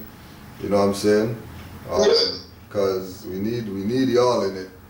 Yeah, right, really. Yeah, and then I really feel like my generation, we are more with it than any other generation, just because. As a whole, we feel like we've been pissed on since birth. What I'm saying? They've been shoving, violence and drugs and bad food down our throats. The education system is crap. Yeah. Like I didn't start get taught algebra to like 6th grade or something like that. Yeah, So like really, you know, long division 2nd grade. Like I'm like 8 years old. You just now teaching me long division. Like, that doesn't make no sense anyway. For real. So yeah, you know how it is. We on it. I'm connecting with a lot of stuff. So you got the radio show going? Oh yeah. Plug the show and whatever else you got. You know what I mean? Yeah, I'm gonna send you a link, but I got a radio show on Mondays. Man, well I don't know what time it is for y'all, but it's VIMradio.com. All right. VIMradio.com. You can just log on to there and check me out. Find a lot of good information on there too. All right. What's your Twitter name? You can find me on Twitter as well. VIMradio_YSKL. All right. And what time's on the show? For us here in Alabama, it's 9 o'clock. So we're Central Time. Central Yeah, we're time. Central All right. time. Yeah. So I'm Eastern, so I think that's an hour difference or something. Yeah. We're 10 o'clock. So 10 o'clock Eastern time. Yeah. All right. VIM Radio. Yeah, and I don't have a radio show at this point. I'll probably just get on over here with whatnot. But they just follow me on Twitter, More Logic, MAURLO. How you spell that? Logic, LOGIC. 725. Yeah, they follow More Logic 725. You know, Morris L on Facebook. You know. All right, fam. They're all friends. So yeah. All right, Yeah. boys. Alright, peace, Yo, brother. appreciate it, yo, and we'll connect again. You know, I mean, No problem. Sure. And I you know what I'm saying? I connected with some Moors up in Mecca or whatnot, and we actually have some paperwork coming from the actual temple, so we'll be able to get our support in the temple up off the ground. All right, proper. Yeah, right. So man. you know, Yeah, just talk about that yo, soon too. So for sure. You know, that's what it's about right there. yeah. And what about the sister have a site for the Oregon crystals and Oh stuff like yeah. that? She it's called OregonEnergyBatteries.com. All right. Yeah. All right. Yeah. ARGON or ORGON. all right. OregonBatteries.com. Yeah. Oregon Energy Batteries.